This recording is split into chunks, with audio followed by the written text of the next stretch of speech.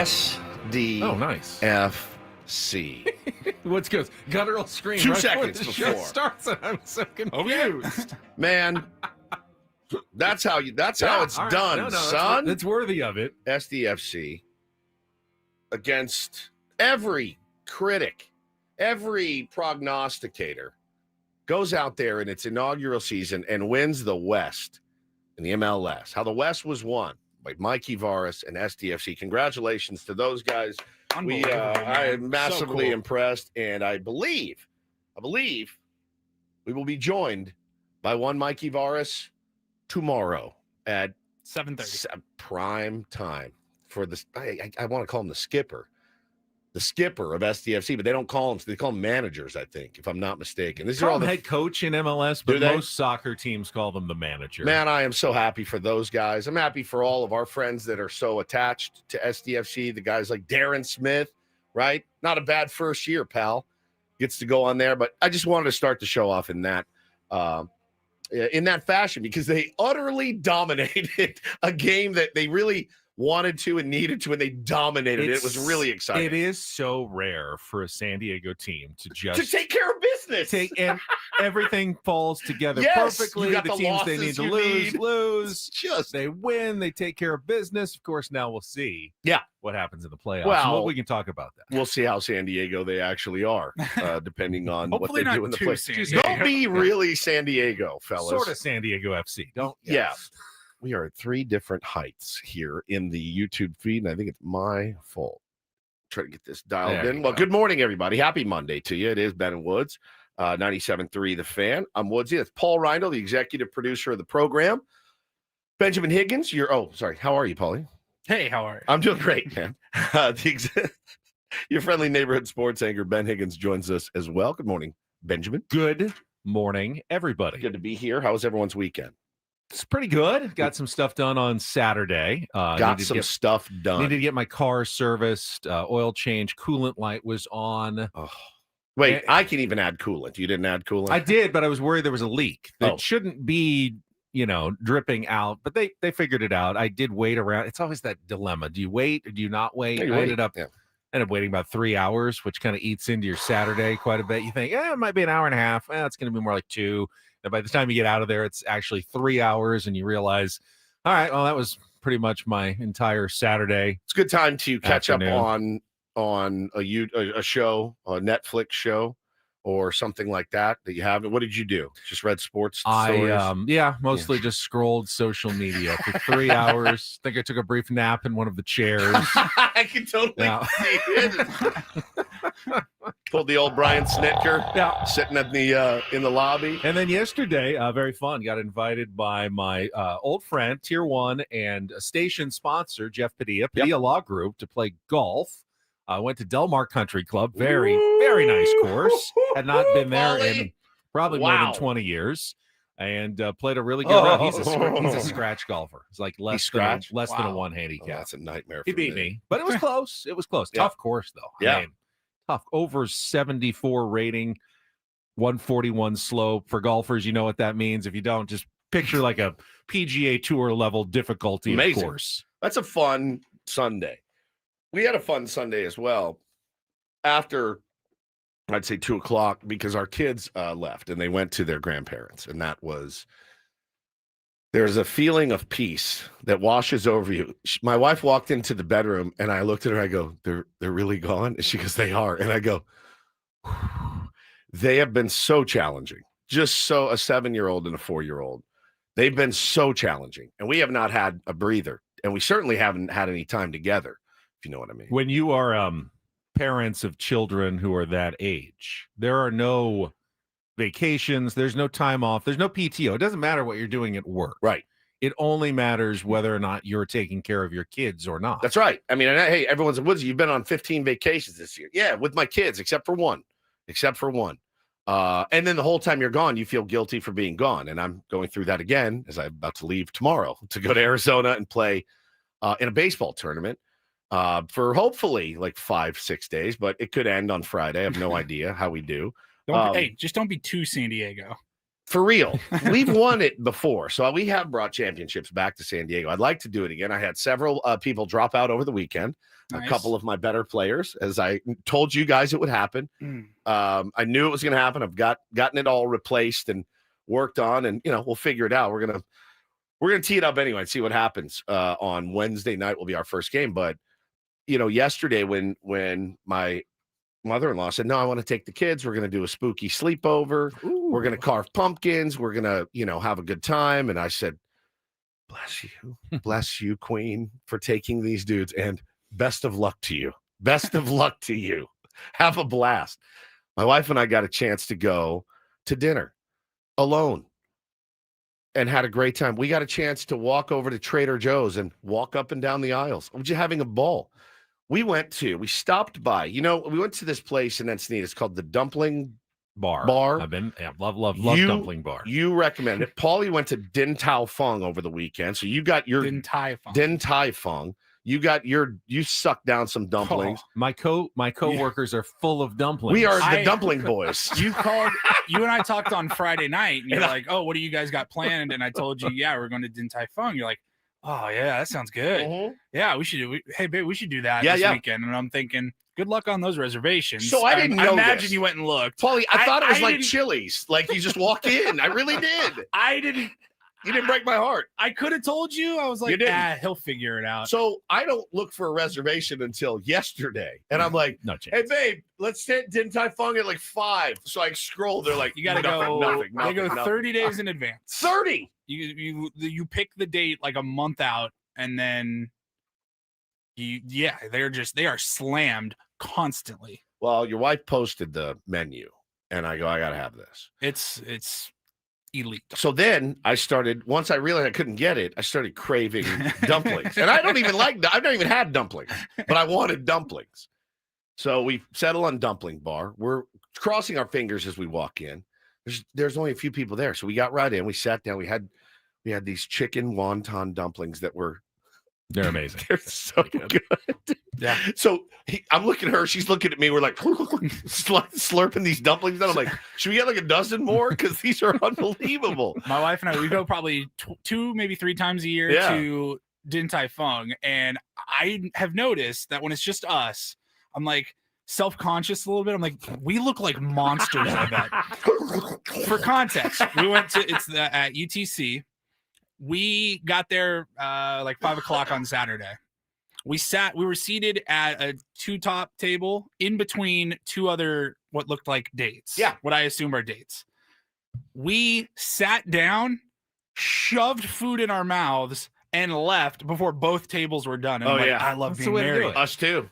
We're in and out before every other person in there. When they bring you the dumplings in those steamer baskets, and they start piling up higher and higher as you bring them, just and it's shoveling them. Yeah, a lot of dumplings for just 2 people, but you can't stop because they're so good. The only thing that slows you down is that they're so hot when they get to your table. You want to eat them, but you kind of have to wait a second, or you're just going to incinerate your mouth. So in that shopping center where the Dumpling Bar is, we finish up, and I go, let's walk down to Trader Joe's. We can just have some time together because we never have time alone because there's always 2 little a-holes running around. Mom, Bo hit me. Taylor punched me. And you're like, let's just enjoy each other. One of them rides up in the cart sometimes, or no, not anymore. What do you mean? Like when they put their legs I'm not even talking about at the store. Okay, I'm just talking about in life in general. You just can't get away from them. As hard as you could lock yourself in your bedroom and they'll... They're everywhere you turn, everywhere. So I looked at her. I go, is this really happening? This is amazing. I'm actually having a great time. Yeah. What? Stop it. Bo hit me. Bo punched me. Well, Taylor did this. So we walk down. We're walking down to Trader Joe's, and we pass the Gap. And I think to myself, I need some plain white T-shirts and some plain black T-shirts. I am running low. Mine are getting frayed. What better place to stop than the Gap? Perfect. The basics. I walk in. I look around. I go, there's some white T-shirts. I pick them up. They're crop tops. Oh, here's some black T-shirts. Pick them up, crop tops. I'm like, this is weird. Walk down the right aisle, all the way to the back to the clearance rack where they usually tuck the men's section in one little tiny corner. Nothing. I walk to the left. I walk around. No. Walk back up front again. Stop. Stand at the front. Look at all the advertisements that are hung. It's all women. Oh, what's this room over here? Surely there'll be men's stuff in there. No, it's for kids. Kids and babies. That whole section. So I walk in there because we're kind of babies sometimes. So I look to see. There's not one article of men's clothing in the Gap. Not one. It's a men's free Gap. It's a men's free Gap. And I said to Hannah, I go, I think am I insane? Or is this, they have omitted men's clothing? She goes, no, that couldn't be. There's another guy in there, and he's walking around with the same look. Like, what? Where am I? And I go, hey, buddy, are you looking for? He goes, yeah, I'm looking for a couple shirts and some pants. I go, do they not have men's clothes anymore here? He goes, I think so. I just told my wife that, but she thinks I'm going crazy.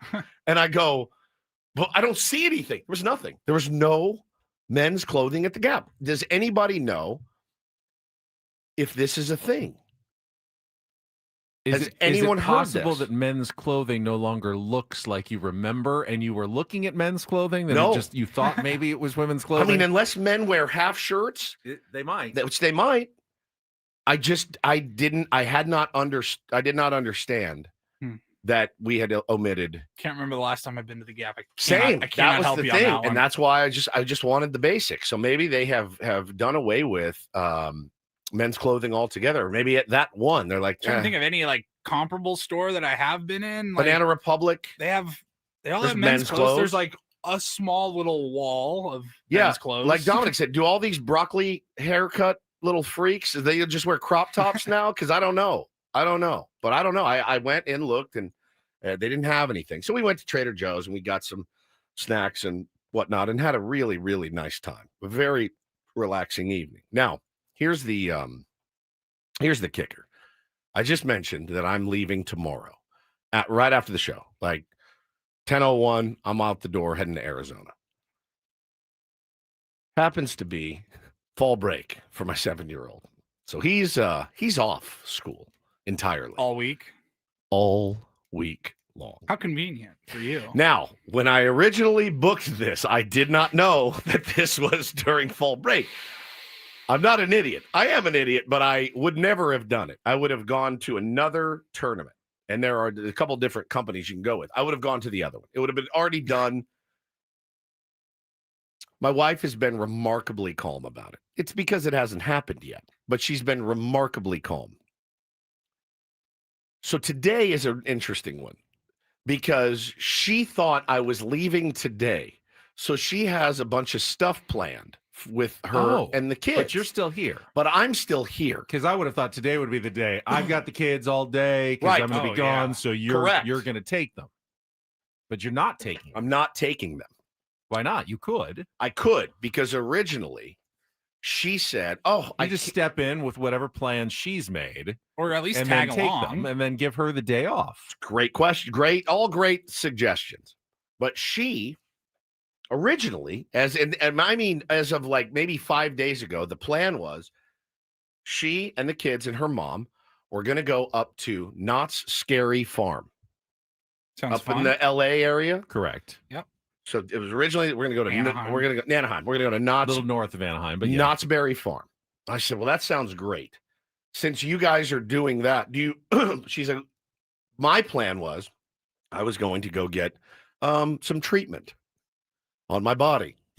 Again? To get ready for the tournament. Cold tub, hot tub, steam room. Again. Back to the same. Different. I upgraded on this one. But knowing they were going to do that, I went and booked this. So essentially, you're going on a spa day. I'm having a spa day. You're taking a spa day before your vacation, while your wife takes the kids on the field trip up to Knott's Scary Farm. Now she planned it. This was all her planning. Thinking you weren't going to be Thinking I wasn't going to be here in the state. But you are. But I am. And you're still not going. Well, I booked the spa, Paulie. It's booked. I can't back out now. You couldn't do a spa day in Phoenix tomorrow? I probably could have done one Wednesday. Since you're going out there tomorrow after the show and you play Wednesday night? At 8. At 8 p.m. I might do one when I'm out there. Second spa day this week. Third in 10 days. So I go to her. I go, wait, so you're going to Knott's Berry Farm? She goes, yeah. Well, then she comes back over the weekend and goes, oof. I don't think we're going to do Knott's Berry Farm. So I start panicking. And I'm like, do you want me to cancel my spa day? She goes, no, I don't. I want you to go take care of yourself and have fun. I said, well, you're an angel. So then the best part is what it's now turned into. There's no Knott's Berry Farm. They're not going. So yesterday, she's at the computer. I go, what are you doing? And she goes, I'm looking at tickets for Universal Studios. I think we're going to go up there now. Whew, and I go, man, it's a much further drive, but have a great time. You sure you don't want me to go? I'm sure. Studio tour. Yeah, do the whole thing. Shows. Yeah. So then, last night I go Harry Potter World. Harry Potter World. My kids love Harry Potter. I don't even know I don't know if they're my kids. As an they adult, love Harry Potter. Pretty awesome. I imagine for a kid, it's the greatest thing you've ever She seen. looks at the price and she goes, yeah, I'm not spending $1,000 to take that on a Monday. I go, you know what? Good call. You know what it's now, I guess, devolved into? You know where they're going now? The kids don't know any of this, right? They have their mind, they're still going to Knott's Berry Farm. Oh, they did know Knott's Berry Farm. Knott's Berry Farms, they knew. Okay. They also knew their dad wouldn't be there. She says, I think we're just going to go to Bates Nut Farm. And I go, oh my God, they're going to be so disappointed. What's the difference between a berry farm and a nut farm, really? Right. I mean, they're exactly pretty much the same thing. So they are now going to Nate's Butt Farm, which is, by the way, that's what the kids always call it. I've been in town. It'll be 15 years in February. I've managed to avoid it every single year. We went every year with our kids. Never been. I mean, maybe one year we skipped, but I must have gone up there at least 7 times with the children. Oh yeah. Drive all the way up through like Valley Center. Oh yeah. Up to everyone knows what we're talking about. Bates Nut Farm. Oh yeah. Big old house with all the nuts and candies and then outdoor activities. Our house is actually a nut farm as well, between everyone that lives in it. The nut house, as we call it. But I've managed to now avoid Nate's Butt Farm successfully for parking like you're going to the fair or something. Yes, in some dirt lot. It's a store. It really is just a store. 15 years, Benny and Paulie.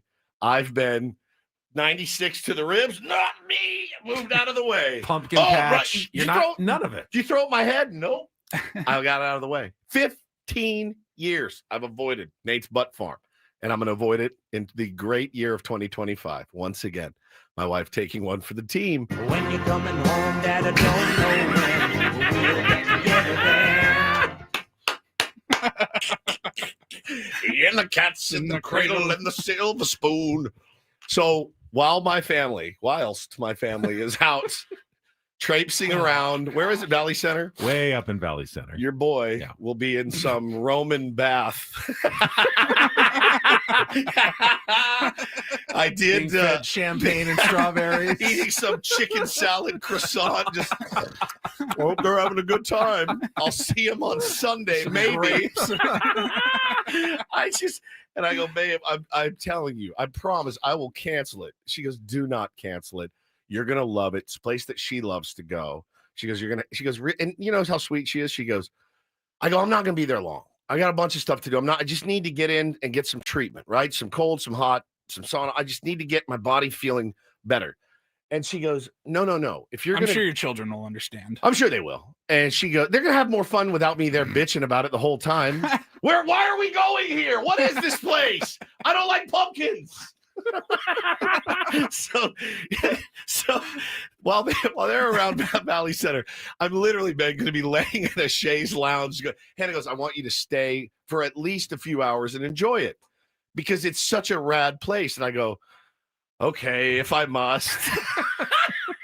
I can't believe it worked out this way, but that's exactly how it worked out. And then tomorrow after the show, you're just hopping in your car and heading to Arizona. I am.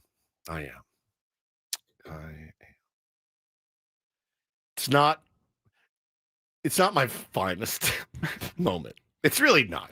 But she has done a incredible job at not making me feel even a shred guilty. Now I'll get it. Now it's one of those trips too. And you guys, Paul, you don't know this, but yeah, maybe a little bit. It's different with kids, obviously. Mm-hmm. But there are trips that you go on, and your wife doesn't want to be by herself, right? And you don't, nobody wants to have to do everything by themselves.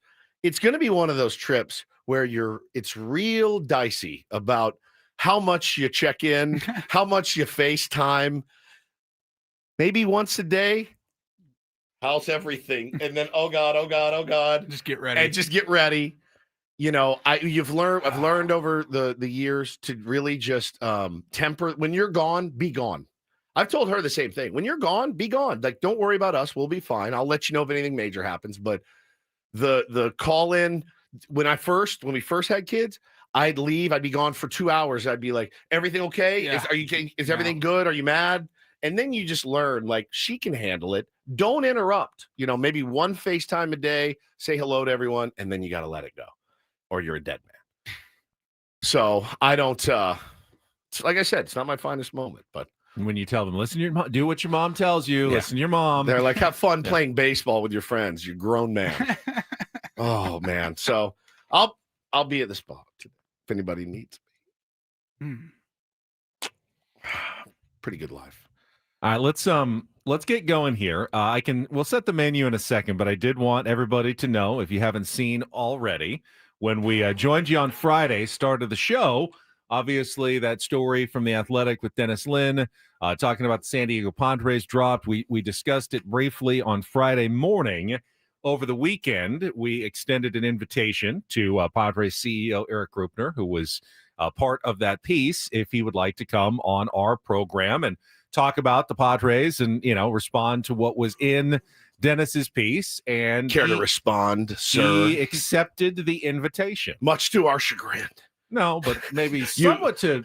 You lob it out there. You're like, hey, would you like to respond? He's like, actually, I would. You're like, oh, I didn't think you were going to call my bluff. So we'll see you at 8 a.m. on Monday. So we will be asking him about that and everything else. Mike Schultz's departure, the offseason, the Padres, AJ Preller's status.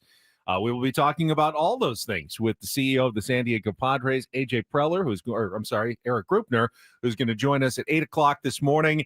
Around that, we'll do our kind of a regular Monday show, but we'll set the menu when we come back. Let's get our first check of traffic with Kelly Danick, and then we are off and running on a Monday with Bennett Woods on San Diego's #1 sports station, 97.3 The Fan.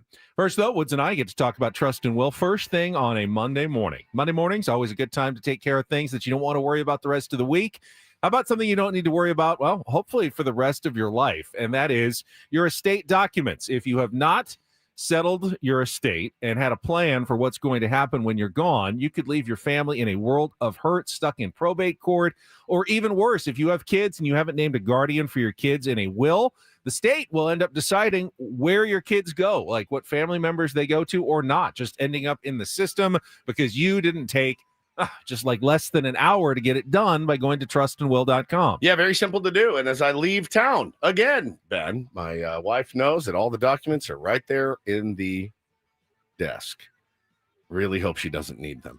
But if I keep leaving town, she might need them sooner than later. Go to trustandwill.com. Use the code radio20 when you check out, and they'll give you 20% off of your trust or will, and take great care of you and make it very, very simple to do. It's an online thing. Takes, like you said, maybe less than an hour, but very, very simple. Trustandwill.com, and they'll give you 20% off your trust or will. Used to be you had to go to a lawyer's office. Billable hours was an expensive process. No longer. It's now affordable. It's easy to do, and the documents are just as good as what you'd get from a lawyer's office. Legally binding and just as taking care of your family as you need it to be. So go to trustandwill.com. Use code radio20 at checkout for 20% off your trust or your will at trustandwill.com.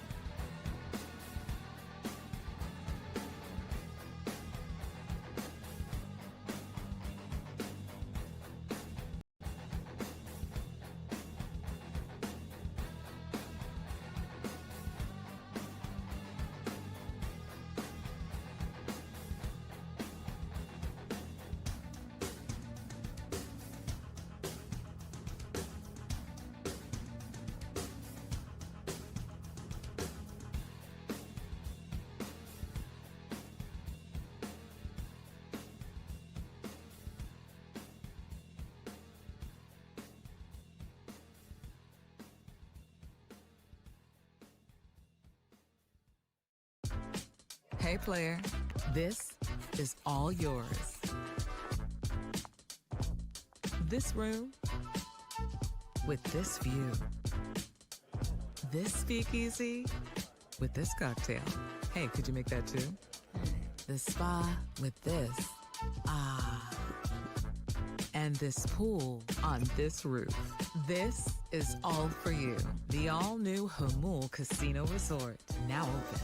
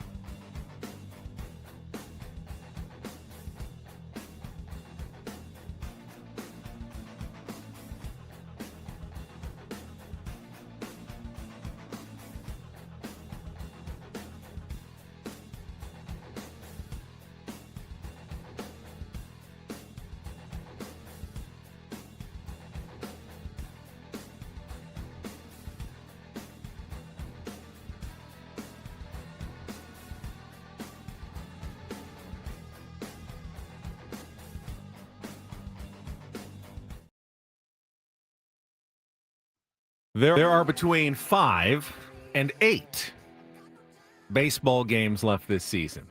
No fewer than 5, no more than 8 remaining between now and the offseason for everybody.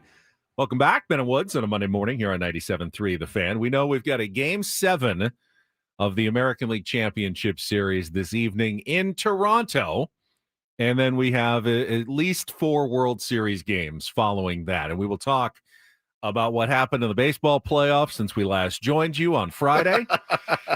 That was a fun one, wasn't it? Certainly. Wow. Again, made the point.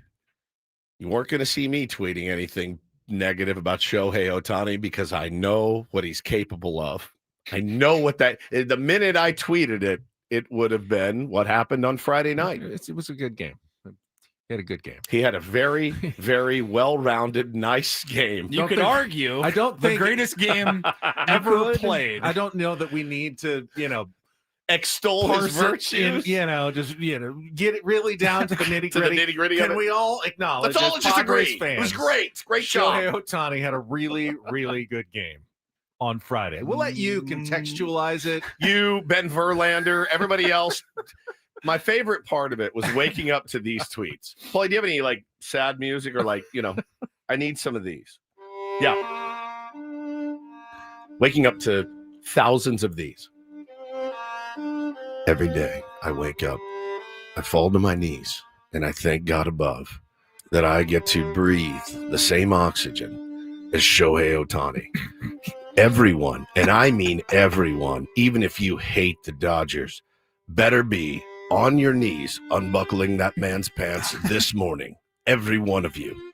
And if you don't, you're an idiot who hates baseball. We are so lucky to breathe the same air and be on the same planet and be in the same orbit as one Shohei Ohtani. And remember, if you don't agree with me, you're a buffoon. Thousands of them. And I mean thousands of them. I mean, you could still argue that he's had 1.5 out of 10 good games for the Dodgers in the postseason. It was so a really good 8.5 games out of 10. He's kind of underperformed this postseason. He's pretty good. But no one's going to remember that now. No, God, no. And somehow a 3-war in the playoffs. Yeah, MVP. From literally like scuffling at the dish to MVP. Like 2 for 28. They're like, actually, after that, you're the MVP. He's like, all right. I mean, and it was probably the right call. There's no question. It's what he's capable of being able to drop on you. So we'll talk baseball last week and a half or so of the baseball season coming up. We will talk SDFC again. Already mentioned it. They are off to the playoffs as the number 1 seed in the Western Conference after a great weekend. It was terrific. We are going to our Padres smorgasbord is just kind of we're getting ready for Erik Greupner to join us. So we'll talk about that. Get you ready for the Padres CEO to join us at 7:35 today. Don't have a specific topic that's going to drive the conversation because I think Erik Greupner is going to kind of start driving the conversation going forward when he joins us at 8 o'clock this morning. We will have Craig Elsten on at 8:35 to react both to SDFC, to the Padres moves of this past week, and to what Erik Greupner has to say at 8:35. And we will have our regular features. Don't do this. Take on Woods, still trying to qualify for the trip to Las Vegas, the Jerry Seinfeld tickets, and the Reindl Report in our 9 o'clock hour as well. So that's what we've got on the menu for today. Let's check traffic. We'll get into baseball to start. Maybe some football at some point as well. There'll be some football, some college football, my friend. I know Woods' team, the Notre Dame Fighting Irish, kind of back in the conversation again for the college football playoff after their win over USC. You conveniently leave out that you also root for USC when they get bodied by my beloved Fighting Irish. This is a war we could be having. I would have picked Notre Dame in the game. I'm not a blind like Trojan honk who thinks they can do no wrong. And Notre Dame's a much better program right now with a better coach. No doubt about that. And they proved it over the weekend. I can't impart to you, just as a person who loves sports and things, how badly I needed that win. I needed it so badly. I felt like I was in the desert and somebody goes, here's some eco water. I needed it so badly. I'm glad for you though. I didn't need a USC. You didn't need a USC. I needed it. I don't care that much. And especially after, the Friday night before with the Dodgers winning the pennant, I go, I can't stomach it, man. I gotta have one. That was date night for us. Yeah. And we were driving around like through La Jolla and we were at a stoplight and I looked over and there was a bar and they had all the TVs had the game on and I'm like squinting. I go, hey babe, what does that say? 27-24, right? All right, it's got to be close. Got to be close to the end of the game here. It was just how, and I think every sports fan can relate to this, right? Like when you just have to have one, man, you're just like, I'm in sports hell right now. I'm in purgatory. And then they get that one, and you're like, thank you, man. Thanks for just a 1 week of a respite of feeling like a complete and total loser. Like you just got it, and you wanted it so bad. I know we're going to get into the baseball here. I I was thinking about it last night. I grew up in Seattle. It's actually really weird. I grew up in Seattle. I rooted for the Seattle Mariners for like 20 years. Yeah. I moved down here. I became a Padres fan. I consider myself, a San Diegan. Like, San Diego Padres are my team. And until they win the World Series, I haven't rooted for a World Series winner. Right. And the Mariners they're getting closer than they've ever gotten. I have no attachment to them. I'm rooting for them. You feel nothing, yeah. But I'd be rooting for the Minnesota Twins, or whatever. Like, it's the same thing for me. There's a difference. I'm seeing a lot of different reports. Like, man, I don't want to be one of the only teams in the. Well, we've made the World Series, but if they won it, you don't want to be one of those last teams. I don't know that I necessarily feel that way. I think I would be really happy for the Mariners and their fans. I'm watching knowing last night, still, though, and as that game's slipping away from them, I mean, Friday night's game was incredible. We can get to that, but seeing last night's game slip away, and I started thinking about my buddies, and I'm like, dude, Roger, Wade, like, those guys, they have to get through this game, get through today, and then they have 24 hours of just a nauseous pit in your stomach waiting for Game 7. I'm like, that ain't us. No, I mean, I guess I'd rather be in that situation than team in Cancun, but still, you're like, dude, playoff baseball is gnarly. It's not for the faint of heart. As you're getting bodied, it's not like you're in the game and you lose a 1-run heartbreaker. All right, Game 7 tomorrow. Like, you got bodied. Yeah, you had to just worked. suffer through that. And then know that there's the decisive Game 7 tonight. Yeah, it's tough, dude. Ugh. Well, Friday was a spectacular day of baseball. We will talk about both of those games coming up next year after a check of traffic on 97.3 The Fan. From the 855 Get Ross Traffic Center, protecting San Diego after accidents or injury, here's Kelly Danick. This game day traffic report is brought to you by Crystal Geyser, Alpine Spring Water. Couple of problems here, guys. One of them is this collision on southbound 67 at the Riverford Road off-ramp. A couple vehicles involved there over the right shoulder, and reports of a possible encampment fire eastbound 78 at Broadway. Some smoke coming from a ditch over to the right shoulder. What makes Crystal Geyser Alpine Spring Water different? They always bottle their Alpine Spring Water less than 1.5 miles from the spring source. And all of their bottles are made with 50% recycled plastic from their own recycling plants. Crystal Geyser, bottled at the spring source. I'm Kelly Danick with Ben and Wood, San Diego's #1 sports station, 97.3 The Fan. I mean, it took a monumentally historic performance by Shohei Ohtani to steal the headlines away from what otherwise was maybe the most exciting game of the postseason, and that was Game 5 between the Mariners and the Blue Jays on Friday, when the Mariners were 6 outs away from falling behind in the series 3-2, losing all 3 on their home field to the Toronto Blue Jays, and basically slinking back to Canada ready to be eliminated when Cal Raleigh and Eugenio Suarez step up in the 8th inning and just light the Pacific Northwest on fire. First with the game-tying home run by Cal Raleigh off Brendan Little. What a moment that was, as the ball just sailed far enough over the left field fence to tie the game at 2. I think it went higher than it did. Highest, It went higher than it did far. I mean, it was great. You just had to wait so long for it to come down. It was like a 12-second wait. When is this going to come down? And then it just fell apart for the Blue Jays. Sir Anthony Dominguez after that, loading the bases, and then Eugenio Suarez with the grand slam to give them the 6-2 win and at least give them a chance going into Toronto for the last couple of games. Of course, they lost yesterday 6-2, forcing that Game 7, as Paulie mentioned later today. It's 5:08 p.m., but that does not take away from how amazing that Game 5 was on Friday night in Seattle. Eugenio Suarez, man, you have to feel good for him. He was the big deadline acquisition, and it had not gone super well for him since he got to Seattle. Hit a homer earlier in the game, which was great. You feeling like you get your stroke back, and then to be able to hit the grand slam that propels them to the next game. They showed his post-game interview, and he had his daughters up there. I mean, if you're not a human being, it didn't affect you. If you are a human being, it totally affected you. He was getting emotional talking about it, and you put in the work. And sometimes you get blessed. The baseball gods shine on you for a day or moment, and that's kind of what he said. And when he hit that ball, when he did it, oh my God, he did it. Oppo just yacked it out of there. It was an incredible moment for them. But baseball, has a funny way of de-rewarding you. The next day, he boots 2, and they end up losing the game. I mean, it is just the cruelest sport. It doesn't change the fact that 3 out of the last 4 games, the Blue Jays bats have been pretty effective against Seattle Mariners starting pitching, which was supposed to be their strength. And you see that ERA last night?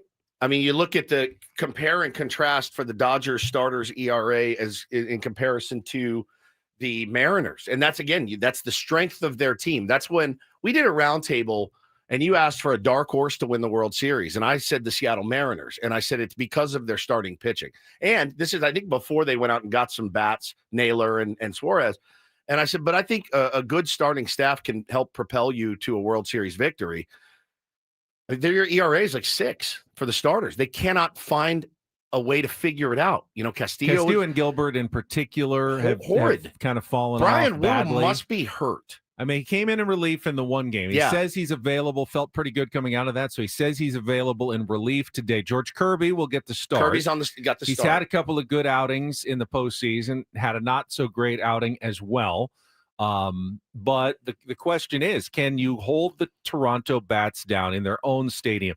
Toronto, I mean, they are like the Padres plus because they make contact, they don't strike out, and they hit bombs. But they also have power, and they have it throughout their lineup. And we saw that yesterday with Addison Barger getting hot. You know, those guys are near the bottom of their lineup start getting hot. That is one of the more dangerous lineups in the league.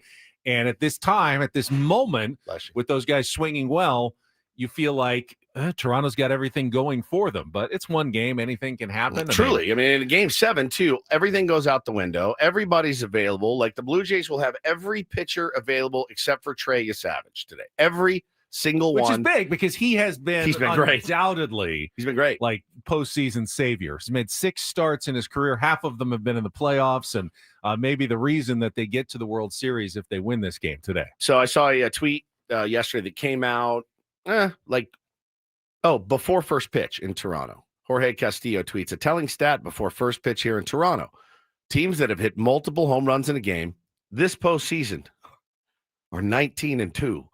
19-2 is that's no joke. So teams that have hit, again, more than one home run.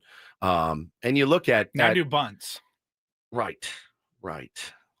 Teams that sacrifice bunt or 1-21 is my guess. I don't know, somewhere around. But there. It tells you that it's possible to go what the Padres were trying to do offensively, and that is put the ball in play, make contact, but minus the slug. But you can run. also add some slug to it. There is a way to do it, and the Toronto Blue Jays, you know, they're hitting like 290 as a team in the playoffs. No other team is hitting like better than 220. You know, it's hard to hit in the playoffs. What are the Dodgers hitting in the playoffs? They're hitting pretty low too. Are they? I mean, yeah, they have not put together a huge amount of offense. I wonder what their slug is in the postseason. They've gotten more home runs, but they strike out a lot. They do. They do strike out a lot. The Blue Jays do not. They put the ball in play. Yesterday, it was more about putting the ball in play. Yes, they got the Barger home run, but there were some soft hits, just, good contact that fell in. You can say it's lucky, and you can also easily not get lucky one day when you're just doing it in play. But if you add a little bit of power to that, you become very dangerous. Yeah, Dodgers did strike out 10 times in their win on Friday, but 3 home runs from your leadoff hitter and your starting pitcher. So, yeah, it's a really good recipe for a delicious pastry, isn't it? Yeah, so the Milwaukee Brewers were the best team in baseball until, of course, they were not. I don't think anyone here was fooled into thinking that the Milwaukee Brewers were actually the best team in baseball. I was a little surprised at how meekly they went out in that series against the Los Angeles Dodgers. In 4 games, never really, other than the first game, never really putting up much of a fight, a disappointing end to what was a very good season for the Milwaukee Brewers, but they just looked totally outmatched. I believe it was the worst hitting performance in the history of the NLCS, if I'm not mistaken. Cool. Credit. Cool. Obviously, credit goes to former Cy Young Award winner Blake Snell, Tyler Glasnow, Yoshinobu Yamamoto, and Shohei Ohtani. They get the lion's share of the credit, certainly. But also the Brewers completely lost the plot of who they are and how they got there.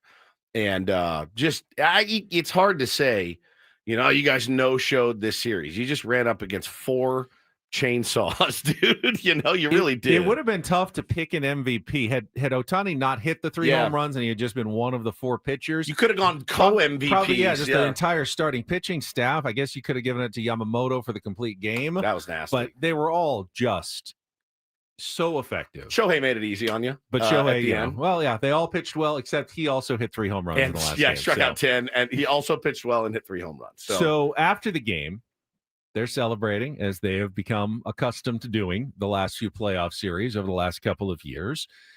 Our friend Dave Roberts takes the microphone and stirs things up a little bit. I broke my back. Oops, that's not the right. Ben, you do a great job. Whoops. My back is broken. That would be funny if he said that. Takes the microphone in front of everybody and says, hey, they said in the offseason, we have the actual quote here from Dave Roberts. Yeah. They said, I'll tell you, before this season started, they said the Dodgers are ruining baseball. Let's get 4 more wins and really ruin baseball. Let's go. Wow. Feel like I'm kind of one of the people who said, at least partially, the Dodgers are kind of ruining baseball with what they're doing. They're not doing anything to prove me wrong. If you're a Dodgers fan, you love this.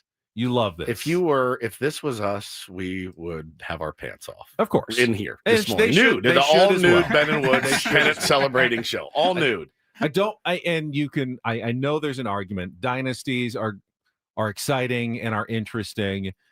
Having the entire National League just get beaten down in the postseason by the Dodgers, I don't know is the most entertaining or best thing for baseball. It's not. Have your brains bashed in by a team that outspends everybody else 2-1, 3-1, 4-1. Can I say this?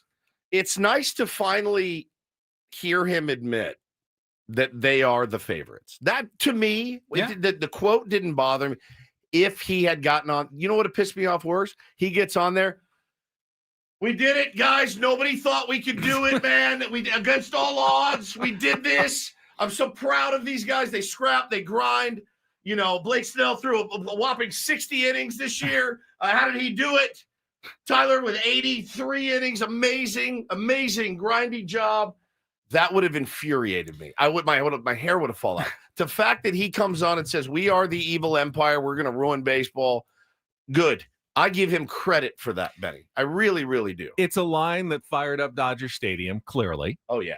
But it is also one that will be reckoned with in the offseason, especially if the Dodgers cruise through the World Series as well, and then start outspending everybody again this offseason. Well, that's what's going to happen. And brace yourself for it. Again, they didn't do anything wrong, per se. They didn't. All this bitterness is not bitterness. It's probably a little bit bitterness. It's jealousy that they have the TV deal and the money to do literally whatever they want and stash all-star caliber players until August and September. Until they need them, and they can afford to make those mistakes. It's not good for baseball if 29 teams feel like, what's the point? It's not good for baseball. All right, let me ask. Let me Dave is leaning into that, but if they continue to bludgeon everybody else with money, and everyone else feels like, why should we spend anything when I know we can't even come close to competing against them? That's not good for baseball. Well, it's not good for baseball players either. But again, why is that their problem? And it's not. It's baseball's problem. Baseball needs to fix that problem. I've been saying it for a long time. I don't want to be the bitter show. I'll be a realist. I hate it. It sucks. But let's continue this because I think it is an interesting conversation. All right, we will continue this discussion. Hour number 2. Don't forget, all guests on Ben and Woods appear on the David P. Shapiro Fan Hotline. We've got Erik Greupner coming up at 8 o'clock, facing criminal charges. Trust David P. Shapiro criminal defense attorneys, helping clients regain control since 2010. Visit davidpshapirolaw.com. We'll come back. More baseball talk, SDFC as well, next here on 97.3 The Fan.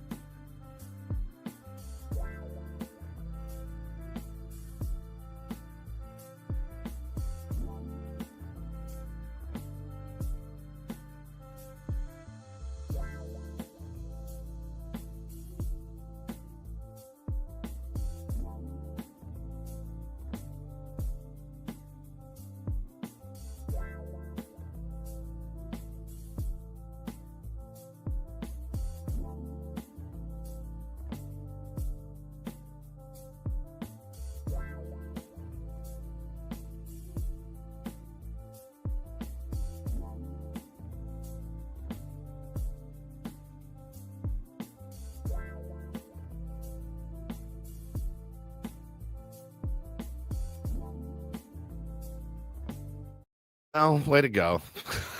Way to go. Jeez, I think we need to clarify something here on Ben and Woods. We do need to make a clarification. Paulie, how did it sound as it went out over the airwaves? And we've got Erik Greupner coming up at 8 o'clock facing criminal charges. Ben, come on! God! Erik Greupner is going to be coming up on our David P. Shapiro fan hotline facing criminal charges. Trust David P. Shapiro. If I did not include enough of a pause pause, that's on me. I'm sorry. Erik Greupner coming up at 8 o'clock facing criminal charges. Well, okay, so now the first question I have to ask him is, would you like to speak on these charges that Ben apparently is fabricated? What are you in for? Yeah. What did you do? It's not facing criminal charges, but every single one. It'll happen, and he'll be like, coming up next, Darren Smith facing criminal charges. And I'm like, what did Darren Coming do? up after that, the legendary head coach of the San Diego State Aztecs, Steve Fisher, facing criminal charges. No chance. Steve Fisher, there is What did no. he do? What did he do? What happened to Coach Fisher? He's a sweet man. I'll talk to Mikey Varas tomorrow, who's Facing criminal charges. Okay, not every guest on our program is facing criminal charges. Then we've got Erik Greupner coming up at 8 o'clock facing criminal charges. He's not.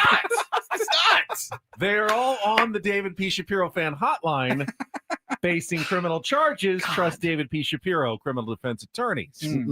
Just hear the pause in there. There Even was if none. I don't do it, There was none. I was running out of time. I had to go quickly. We were running out of time at the end of the hour. I didn't have time for a big pause there. I had to get it all out and get us to the top of the hour break. Unbelievable, man. Absolutely.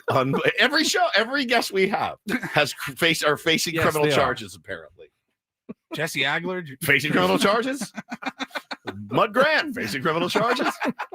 Come on. People were like, somebody tweeted, I think our buddy Bradley tweeted, breaking news. Now it's on Twitter. Breaking news. Erik Greupner facing criminal charges.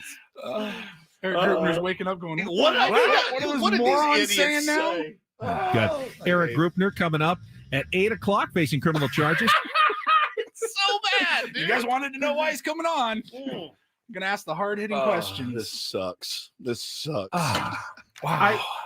All right, let's finish up our discussion of Dave Roberts and the evil empire Dodgers, because I saw in our chat a couple of people going, "Hey, it's not the Dodgers ruining baseball. Everybody else should just be spending more to keep up with the Dodgers."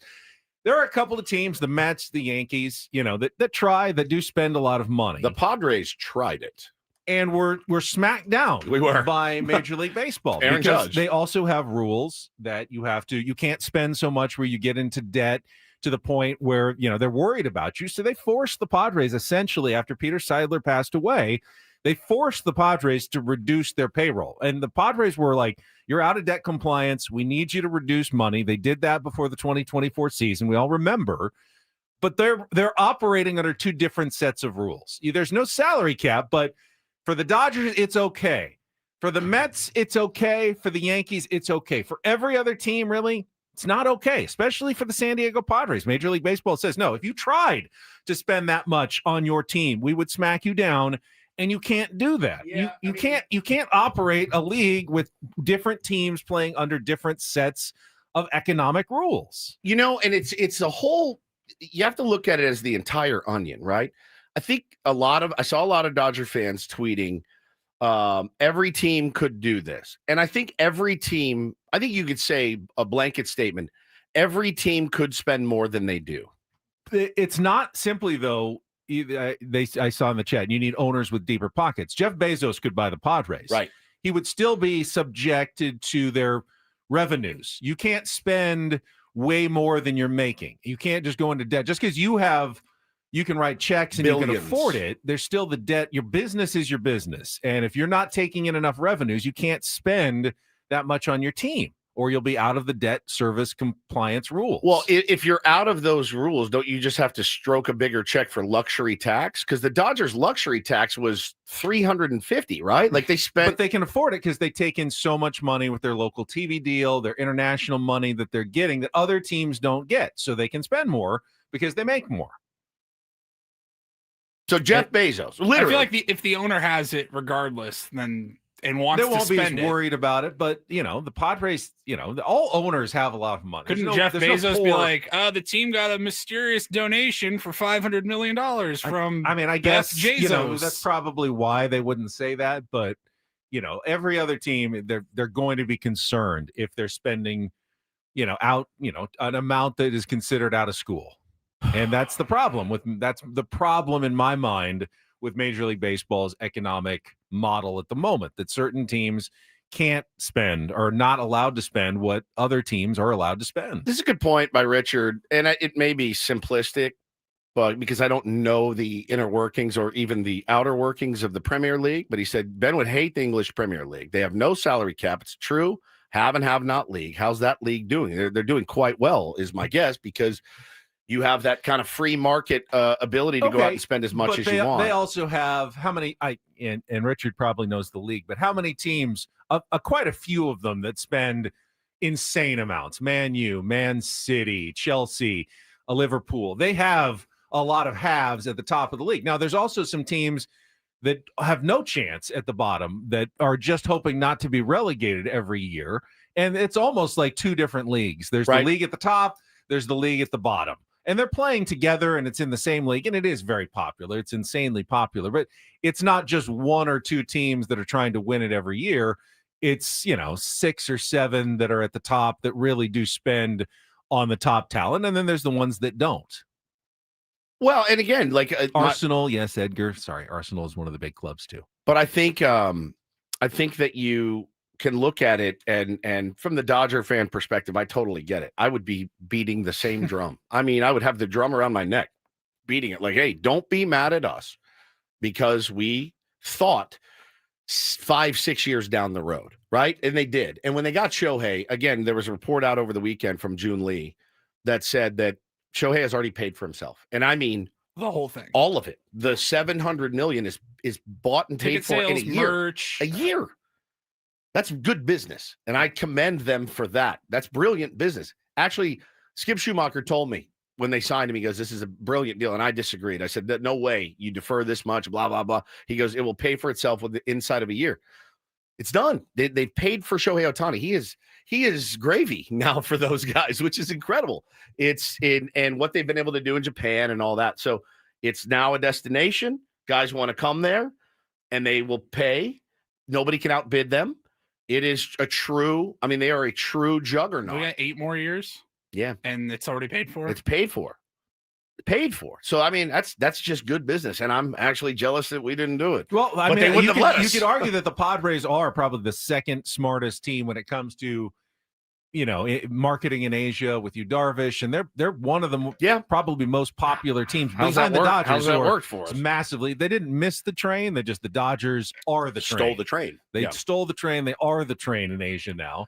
And the Padres did a pretty good job of, taking advantage of that. They've been in Korea, in Japan. They've been one of the more aggressive teams when it comes to marketing to fans in Asia, but no one can compete with the Los Angeles Dodgers and what they're doing. Keeping It Real says, so why bother?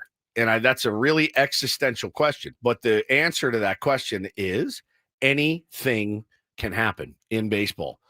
Yeah, they're going to have a week off, and they're going to have to take on the Toronto Blue Jays or the Seattle Mariners. I would like to see this. I would like to see them be tested once in the playoffs this year. That would be something. I don't think they will be necessarily. Maybe game 1, they've had a week off, but they'll be able to turn it on, and they're going to win another World Series back-to-back, and they're going to be set up really well for next season as well. And then with the impending lockout, I mean, expect them to go spend every bit of money that they can to go get even better players this year that they can load manage. Why wouldn't until October? Why wouldn't? As you said, it's all gravy now with Shohei Ohtani. It's so they all have gravy. the money to do what they want. The Dodgers are 9-1 in the playoffs. Crazy. Or if you'd like to put it in a different way, they're 9-0 when Clayton Kershaw doesn't pitch. Correct. In the playoffs. 9-0. So as long as they don't pitch Clayton Kershaw, they've been unbeatable in the postseason. That's exactly right, which has been the story of that whole career. Dave may try to wedge him into every game of the World Series, which could could give the Blue Jays or the Mariners a shot. But it's hard for me to say they're ruining baseball. I don't like it.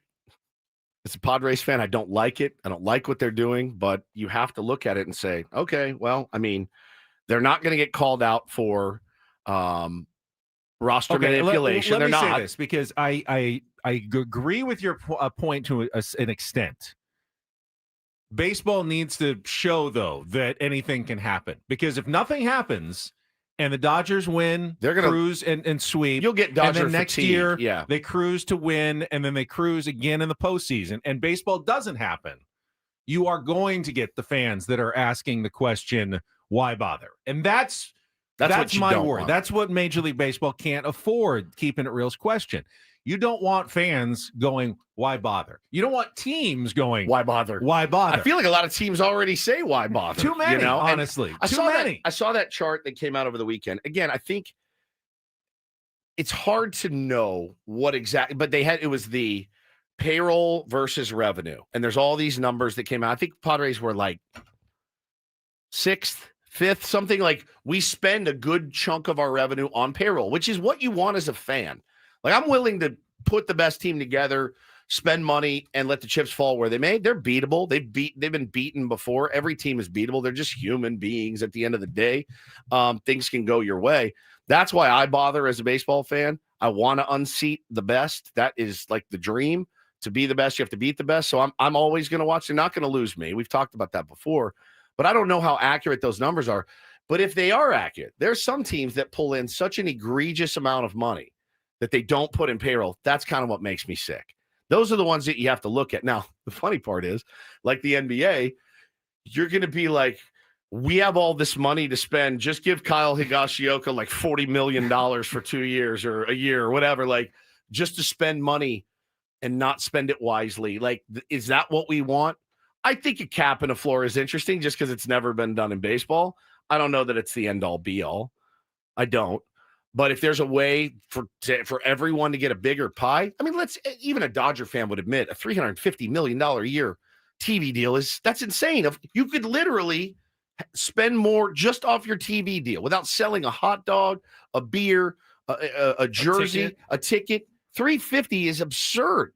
How's that their fault, though? That's what they got. We've heard what Rob Manfred has said in the past, that they're looking ahead to 2029 when every team's TV deal will have expired. Is that the year? Is 29? It is years 29 when every TV deal is up for at least renewal. And they're trying to get the big market teams like the Dodgers and the Yankees and the Mets on board with a nationalized, plan in which they would share local TV monies across the board around the league. That in many ways would fix baseball if they can get that done. And by the way, the Dodgers will still be major players if that happens because they have massive revenues beyond just their local TV. This would simply give other teams the ability to spend more on their rosters. It would make the teams that are doing it well and doing it right the ones that are able to compete every year, including, by the way, the Padres, who do great on their local revenues. Petco Park, we talked about this last week. Concessions, they do so many things right, but they have no TV deal. They have no prospect for a TV deal.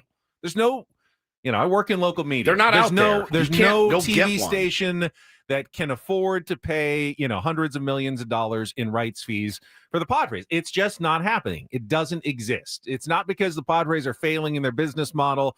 It's not because they're not good enough or competitive enough. It's not there. This market, small TV market, does not have that kind of money. So they can never do that. But if they I have a question. Yeah. I don't know how any of this stuff works. Okay. Do they have the option, the Padres, of ignoring over-the-air cable entirely or trying to work out a local deal so it's on channel 84 or whatever, but then going to Netflix or Apple TV or Amazon Prime, if they were to say, we'll pay $200 million and we are the home of Padres baseball. It's unorthodox. I get it. It's streaming, but is that a possibility? I don't think. Or does it have to be a network cable? I don't think Netflix or Apple would be interested in just the Padres. Yeah, one team. They want every team. Every market in America goes, well, if I want my team, I have to sign up for this. Yeah, that's what they're looking for in 2029. It doesn't piecemeal. They don't want to They don't want to sign a bunch of 30 different rights for 30 different teams. They want to, the group discount where they buy the whole league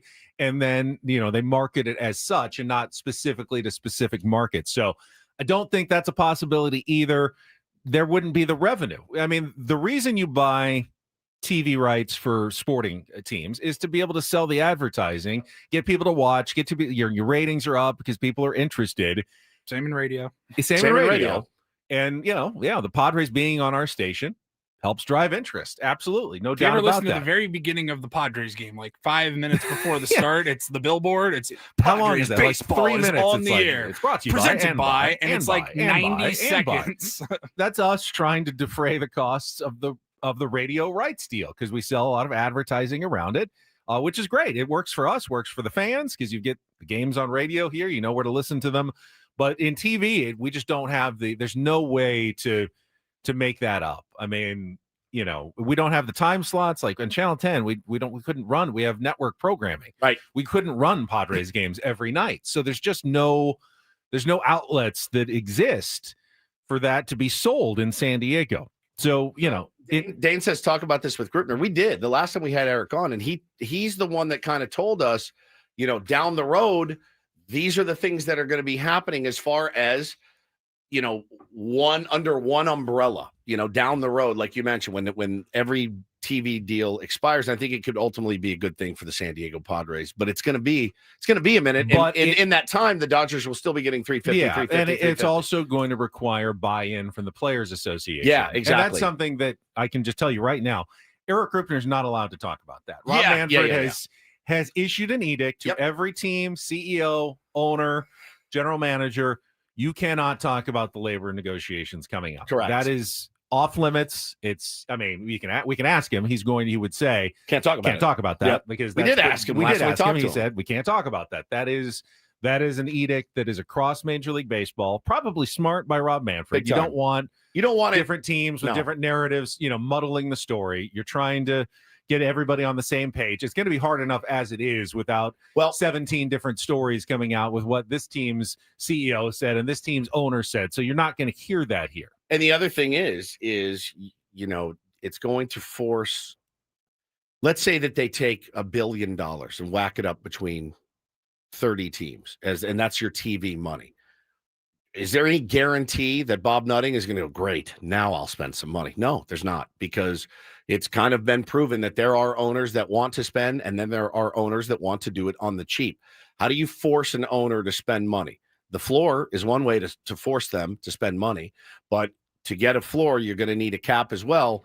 And so, it's a bit of a conundrum for baseball fans out there.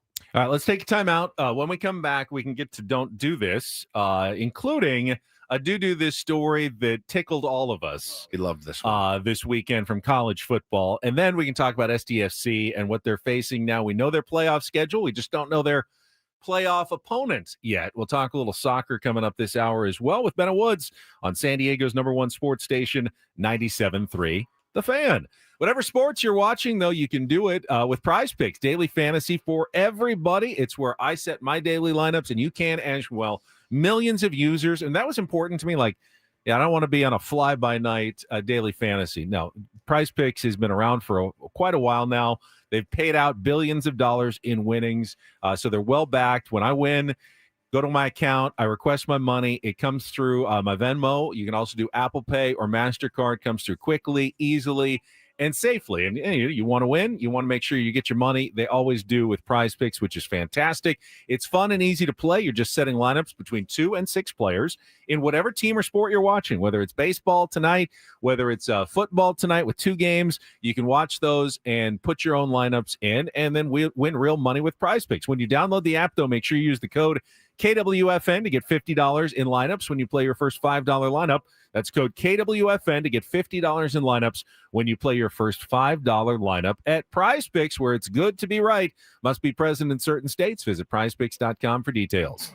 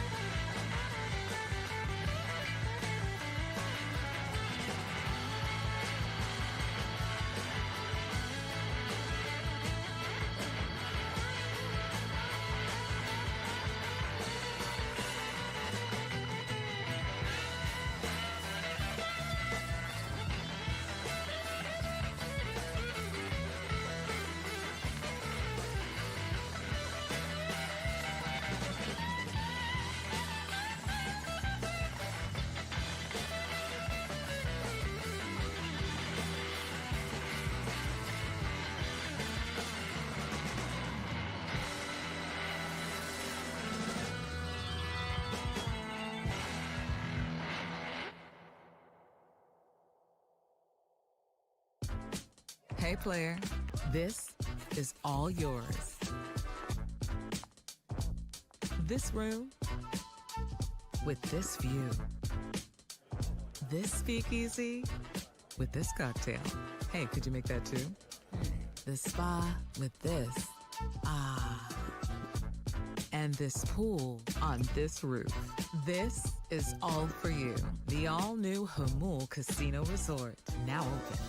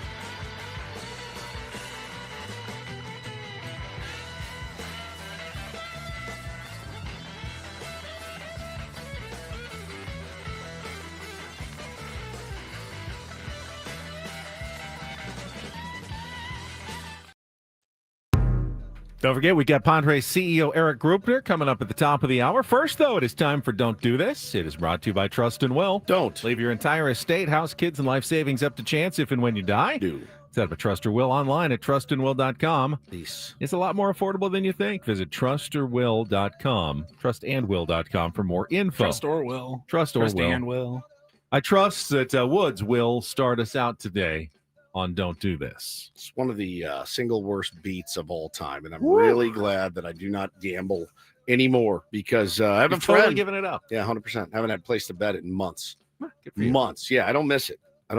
And I play the game with myself where I'm like, what would I have bet? This is why I don't pick anymore, because I'd be broke because I'm not good at it. And I got a buddy texting me yesterday. He sent me his screenshot. He had a little easy parlay, Colts money line and Giants money line. Colts handled the Chargers. Easy win over the Chargers. $150 would have netted him $13.35. And he got the Giants money line plus 340. And he's like, this is incredible. The Giants are absolutely rolling. And then 19-0 over the Broncos after 3 quarters. The Broncos were in danger of being shut out at home for the first time ever. They've never been shut out at home. They're down 19-0 going into the final quarter, and the Giants rolled it up with 13 more points in the fourth quarter, finishing with 32 points. Yeah, 33 points. Well, no, the Giants cruised to 32 points. Right. So, 32-0. It's going to be an easy win, right? Before Sunday, teams had lost 1,600 102 consecutive games when trailing by at least 18 points with 16 minutes to play. 1,602. Not anymore. Denver scored 33 points in the fourth quarter, most in franchise history, and beat the New York Football Giants at home. It doesn't even seem possible. It really doesn't. It marked the largest fourth quarter comeback for a team that had not scored in the first three quarters in NFL history. Bo Nix, the first player in NFL history to rush for 2 touchdowns and throw for 2 in the final quarter. Crazy. It's an unbelievably bad beat. An unbelievably bad beat. You can't even wrap your head around it. It's tough because I saw some Giants fans who I follow going, this is like inexcusable. Like this is the kind of loss that you just have to get rid of your entire coaching staff. Pretty much. The tough thing is the Giants have a lot to be excited about. They do. With Jackson Dart and Cam Scatabo, and there's some really good things about the Giants, but that was a horrifically bad way to lose a game. 33 points in the fourth quarter, man. That's a huge don't do this. I'm just reading the box score is insane. It's insane. One of the craziest box scores you'll see. I mean, they scored with 14 minutes left. The win probability graph, where it went up by midway through the fourth quarter, it was flatlining at 99.9%. 0.8% for the Giants. And then it started dropping precipitously until the Broncos were huge favorites. And then the Giants scored a touchdown to go back ahead, and they went way back up to like 98%. And the Broncos somehow got a field goal as time expired to win. 2 extra points missed by the Giants earlier in the game. So gnarly. So gnarly. New York sports radio. Crazy. Must listen today. Must listen. All right, I'll stay in the NFL for DDT number 2. Now, it's not a DDT for the Chiefs, who made it work, but for the Raiders and for Tony Romo, who was calling the Raiders-Chiefs game, for getting fooled so badly by the mediocre acting skills of one Patrick Mahomes, who was lining up, I believe it was 4th and 1 against the Raiders defense. And it looked like the old story where they're just trying to draw them off sides. If it doesn't work, we'll just go ahead and punt. You see that very often nowadays, but it never works. Defenses have gotten so disciplined that they don't jump off sides. You see it in college sometimes, but in the pros, they're too good. It doesn't work. And I don't know if you heard the audio, but they ended up pulling a little bit of a plot twist on the Las Vegas Raiders yesterday. Well, they're going for it on their own 40 on 4th and a foot. Try to draw them offside. Never works, man. You're Patrick Mahomes. Sorry. Mahomes says, Coach, it doesn't there they go. work. He was faking it. There they go. You would give it up on that one. You thought for sure it was a draw, didn't you? The Andy Reid. Draw him offside. Unbelievable. Pete Carroll even knows this. He does the, man, this never works. Try to draw him offside. Never works, man. He says it out loud. Man, this never works, man. It never effing works, man. And next thing you know, they run the play. They hand it off, and they gain about 2 yards for the first down. Yeah, he had Romo fooled. You got the Raiders defense let down just a second, going, yeah, they were trying to draw us off sides. They didn't. We win. You're going to have to punt to us. And then they snap it and hand it off and get the first down. Pretty incredible. Pretty incredible. Well done, Patrick Mahomes. Let's do some do this. DD mega doo-doo. Man, one of our favorite guests of all time. He was on with Ben and Woods a ton back in the day when we were really forced to talk football by our old station. Here we have the ultimate freedom to talk about whatever we want, when we want. And I appreciate that very much about this place. But back then it was, got to talk football. And so we thought, well, let's get Chris Mortensen on because he's incredible and we love Mort. If you're going to have to do it, talk it with Mort. Who better than the Mort? And he Report? became a really good friend of our show. And he passed away a couple of years ago. And this story over the weekend just warmed my heart. And I had not heard about this.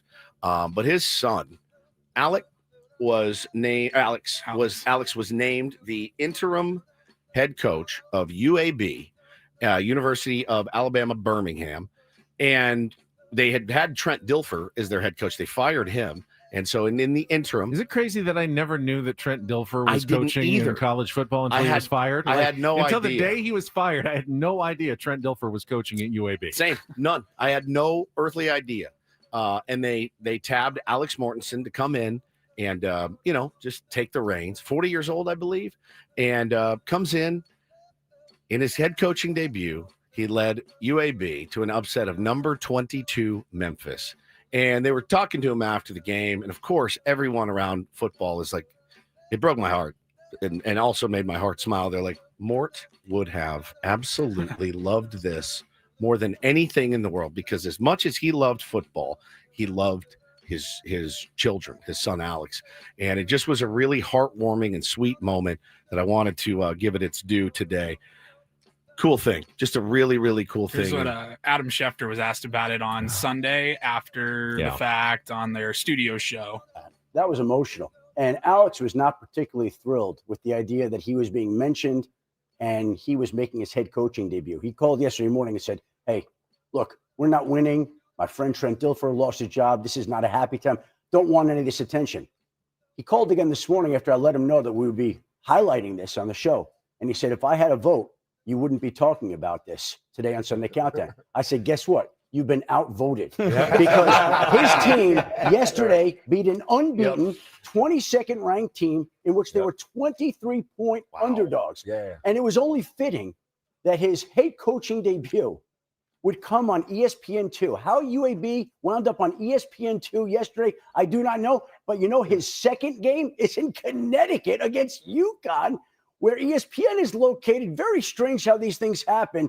But I know Mickey Mortensen, Mort's wife, texted last night, happy tears, Alex thrilled. And I can't tell you how excited and moved and touched everybody at the network is for Alex Mortensen to win that game. And his father would have loved it. Loved it. It's been a pretty good year so far for interim head coaches. Yeah. Tim Skipper, the UCLA interim head coach, has won, I think, 3 straight since taking over the job. I don't think Penn State's interim coach won. They lost last week again. But now other coaches are trying. Florida fired Billy Napier. Yep. Colorado State fired Jay Norvell yesterday. So a lot of interim head coaches getting a chance in college football right now. Yeah, great story. And that is Don't and Do This for a Monday. That was Don't Do This with Ben and Woods on 97.3 The Fan. Now, I want to give SDFC their due. So with Erik Greupner coming up at the top of the hour, let's talk a little soccer. When we come back, what is the playoff schedule look like for your team? Going to the playoffs in their very first season as a number 1 seed. Incredible story. We'll get to that coming up next year with Ben and Woods on 97.3 The Fan. Gambling problem? Call 1-800-GAMBLER. GEGE 000-466. For a full list of games and rules, play at 7 Mile Casino. Visit 7milecasino.com. First chance this week for us to talk about our card room. It's 7 Mile Casino, so easy to get to. You just hop on the 5 freeway, head south toward Chula Vista, get off at E Street. That'll put you right on Bay Boulevard, which is the frontage road on the 5. On the west side of Bay Boulevard, within about a quarter of a mile, you're pulling right into their parking lot, walking in, and then, Woods, what do you see right in front of you? Boom, right in front of you. California-style blackjack table. Layout's still the same. I haven't been in a minute, Benny. The same. I was there last week. And they got the Texas Hold'em room off to the right. They got the Pai Gow and the Baccarat kind of behind it. And then in the bar area, you go walk up a couple little stairs, bar area, beautiful restaurant, and a great patio to overlook the bay. We've had some incredible weather lately. So, yeah, just a good place to go hang, smoke-free environment. Check it out for yourselves. It's so close, just 7 minutes from downtown. Makes no sense to drive way into the East County for the other card rooms. They're fine, but you got to walk through the giant casinos with all the slot machines. A lot of them have smoke in there. Big parking garages. You remember where you parked. When you've got 7 Mile Casino available to you so close with the great food at Sammy's, the great patio, the bar area, and it's all there for you. Check it out this week. Give it a try one of the days. If you got the day off, head on down to 7 Mile Casino, just 7 minutes from downtown.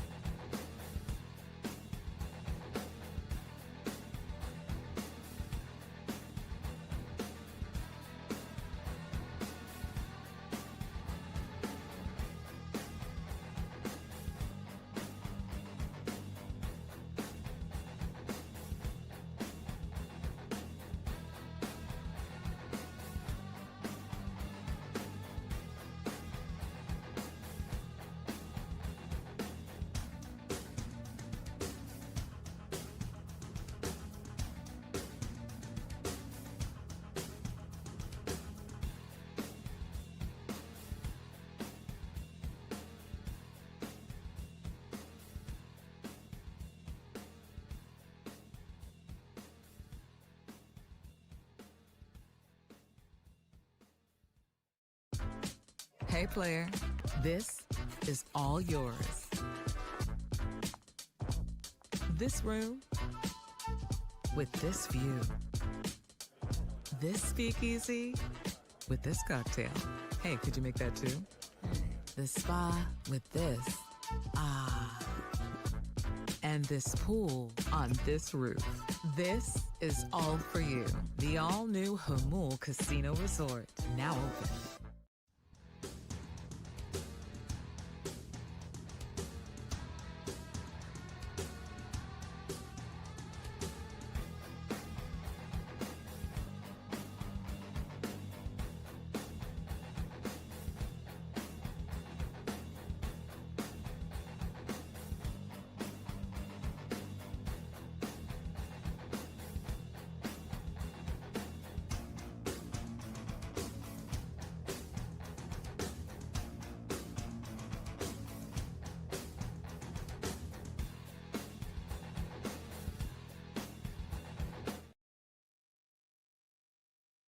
We got a postseason coming up here in San Diego. The MLS playoffs begin this coming weekend. And we've got some details for you on what SDFC is looking at. Others have yet to be determined. But one thing is clear, Woods. The win on Saturday night, 4-0 over the Portland Timbers. 4-0. 4-0. Thank you. And Vancouver's loss has set SDFC up in the best possible way going forward in the playoffs. And I'll explain kind of how they improved their lot and their situation. We'll do so after a quick check of traffic here on 97.3 The Fan. From the 855 Get Ross Traffic Center, protecting San Diego after accidents or injury, here's Kelly Danick. This game day traffic report is brought to you by Crystal Geyser, Alpine Spring Water. Definitely getting busier on the roads, guys. Tow truck rolling up to help out with this crash on North 805 right before the 54. The right lane is blocked. Also still clearing an exit from the Miramar Road on-ramp to southbound 805. Southbound 67, you got a couple of problems here. One is a crash involving car and a motorcycle at Winter Gardens. It's over the right shoulder. Up ahead, Riverford Road, exit another collision over to the right shoulder. And going to find in the North County, eastbound 78, past Civic Center, collision in the center divide. What makes Crystal Geyser Alpine Spring Water different? They always bottle their Alpine Spring Water less than 1.5 miles from the spring source. And all of their bottles are made with 50% recycled plastic from their own recycling plants. Crystal Geyser, bottled at the spring source. I'm Kelly Danick with Ben and Woods, San Diego's #1 sports station, 97.3 The Fan. So by winning and clinching the #1 seed in the Western Conference in the MLS playoffs, SDFC gets to play their first round game against the winner of the 8-9 wild card matchup. And they're the only team that gets to do this. The 2 versus 7, 3 versus 6, 4 versus 5 matchups are all set. So they'll spend this entire week preparing for their opponent.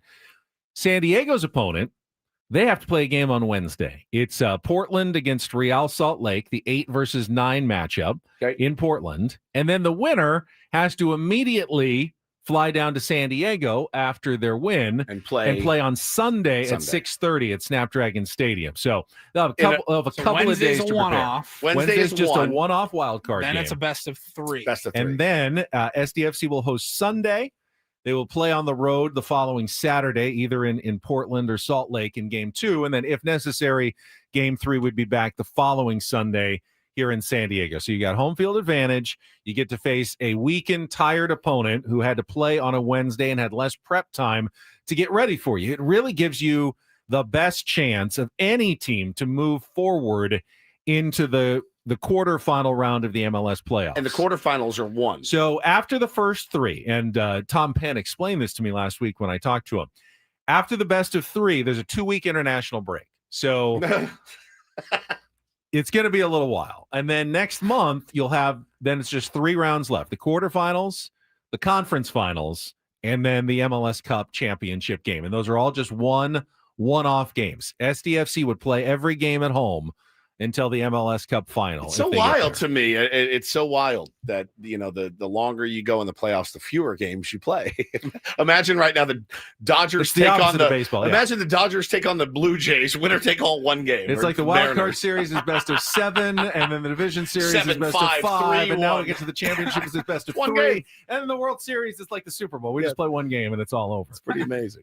So it also puts the SDFC on the opposite side of the bracket of the other to there's three powerhouse teams in the West: San Diego, Vancouver, and LAFC. Now, if everybody, wins and goes to form, LAFC and Vancouver will have to meet in that quarterfinal game. SDFC wouldn't have to face either one of them until the Western Conference Championship game, like in a month and a half. So puts them on a more advantageous side of the bracket, gives them home field advantage, and gives them a chance to face a weakened opponent in the first round. We have a caller, and I have two children. One's 7, one's 4. Hector, our buddy, is as annoying as my two children when they want something from me. Dad. Now, Hector, Hector knows I love him. Hector, I'm going to put you on the radio. You're not allowed to talk about the Dodgers at all. I know you wanted to talk some SDFC. I'm going to give you your shot. Please welcome to the Ben and Woods, what is it? David P. Shapiro fan hotline. Now, facing criminal charges, Hector facing criminal charges. Hello. I'm going to give you your opportunity, buddy. I know you wanted to talk some SDFC. I know you're fired up. Yeah, guys. Perfect timing, by the way. I do not need a lawyer right now, but thanks for the shout out. You never know. In terms of SDFC, I might be the minority on this, but I do not want to face Portland. I've been in the League of MX my whole life. I just got into MLS because of SDFC. But after you beat a team so historically horribly at their home place in front of their home fans, they're going to take it personal, dude. I'm not saying they're going to beat SDFC. Obviously, SDFC is going to be the huge favorite at Snapdragons.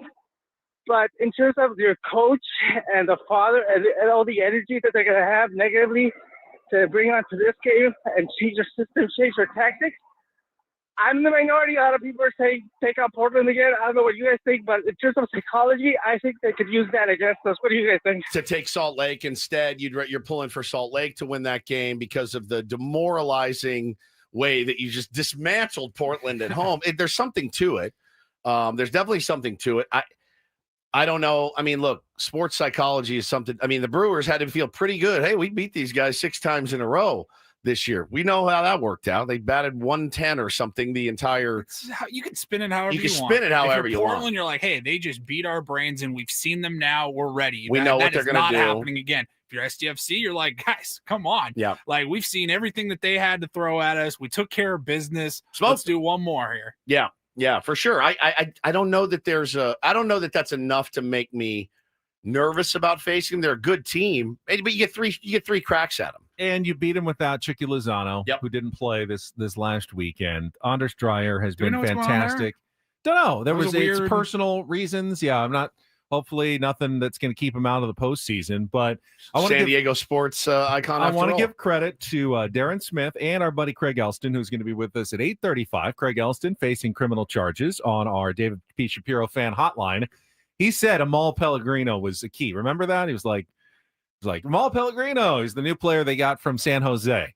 Amal Pellegrino has been huge the last couple of weeks and scored twice on Saturday in the win in Portland. He's kind of finally been that replacement that they've been looking for all season long for the offense that's been missing, other than Anders Dreyer, who, by the way, finished with a record number of goals and assists on the road for any player in MLS history. Crazy this year. I think I trust Mikey Varas. He knows that the tactics will probably change, that Portland is not just going to do the same things that didn't work in that game. Mikey Varas will be ready. Yeah, we will talk to him about it tomorrow. We'll ask him about his thoughts on both the opponents, the potential opponents in the first round, Portland or Salt Lake. I can almost guarantee you that he's going to say, we don't care who we're going to play. We're just going to get ready for whatever team's in front of us and take it one day at a time. He'll say, hey, the most important thing to me right now, I know Mikey well enough at this point. When he is on with us tomorrow, he's going to say the most important thing to me right now is this interview, because the man does not look past the next 10 minutes. Every minute of his day is spent focusing on what he is doing at that moment. And that is what Mikey Varas has done to make SDFC successful. How'd that locker room smell the other night? Pretty good. I was watching the baseball game, and Bo and I had the soccer game on my phone. I mean, and it was really poor Did you say you watched some of the game? It didn't look good. It was not aesthetically good. I don't know what happened that night, but it looked very grainy and like I was watching a college soccer match. Might have been your feed. You think? Mine looked terrible. It was on my phone, but it looked terrible. I looked like fairly normal. Did it? It did not look normal to me. And I know the weather was poor. Well, whatever, the weather was off. It looked. I was like, why are they so far away? It looked. Camera shots, different camera wells and locations, maybe. I don't know. But it was a drubbing. I mean, just a complete and total drubbing. Here was the quote that I saw on Saturday night after their win. He was Coach Varis was asked about Chucky Lozano. He didn't make the trip. Why didn't he play? And I thought this was definitely interesting. And then the second one, Chucky didn't come on this trip. It doesn't look like didn't play. What's his update? Yeah, we had a situation that we're dealing with internally, and we'll take it week by week. Ooh. Late for a meeting, perhaps. That's a bit. Had his AirPods That's a bit in. spicy. He had his AirPods in a meeting, like Juan Soto. That was a real storyline. That was a real storyline. We don't like him. He had his AirPods in a meeting. He didn't want to give much weight to what Michael Berdar had to say about him hitting. So he had his AirPods in instead. My response to that was good. Good. Michael Berdar is only going to hurt Juan Soto's ability to hit a base. Give AirPods to the other hitters too, and have them tune in to whatever Juan Soto's listening to. That was my stance on it. Oh, you got your AirPods in? That's fine. Other than that, mysteries surrounding Chucky Lozano. Life is good. Yeah. For SDFC, and they will play Sunday night at 6:30. They're going to give out free scarves to the first 25,000 fans at Snapdragon Stadium as they play their first home playoff game in franchise history to open the postseason. I'm going to ask Mikey Varis, wouldn't you rather be playing on the road? They've been awfully good on the road. So good on the road. Also, congratulations to the Wave. 6-1 win to clinch a playoff spot. That's so amazing. They're in as well. Quite a turnaround for them. Yeah, they could even clinch a home playoff game with a win in their last game. Now, they're on the road against by far the best team. Kansas City's only lost twice all year, so a tough challenge, but they could actually earn a home game if they get a win in their finale as well. So we'll talk with Craig Elsten about more soccer stuff coming up at 8:35. But in our next segment, we'll be joined by Padres CEO Erik Greupner. And just wanted to kind of review the timeline here. On Friday morning, we're sitting here getting ready to do, last show of the week. Story on The Athletic drops that, talks about AJ Preller's future with the team, and then has some comments about, unsourced comments about Erik Greupner and AJ Preller not being on the same page, not getting along, in the front office, maybe some drama going on behind the scenes.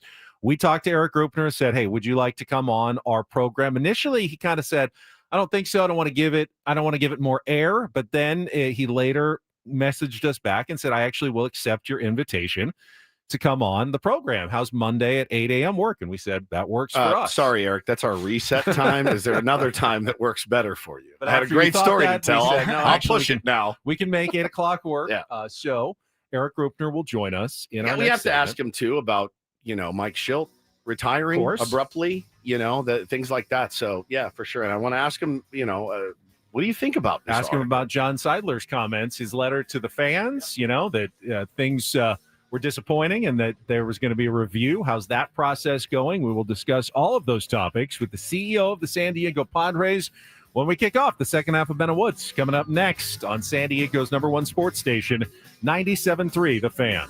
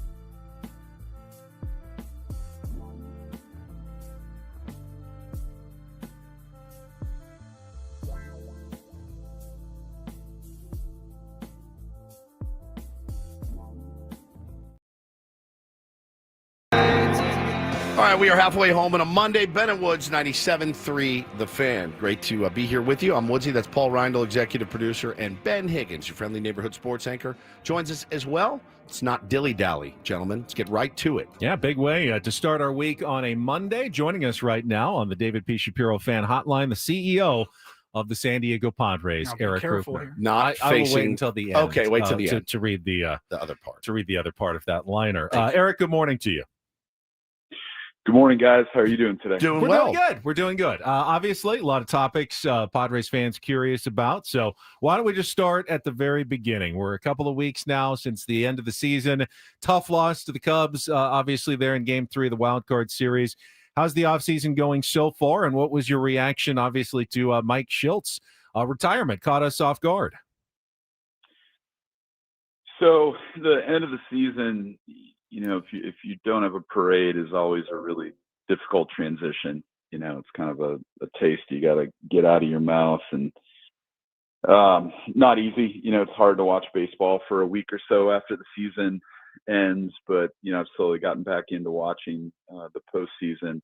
So it was tough. It was a tough adjustment. I think for 2 years in a row now, we felt like we've had a team with a level of talent and experience it's commensurate with the championship caliber team, and we just haven't been able to get it done in the postseason, and that's tough.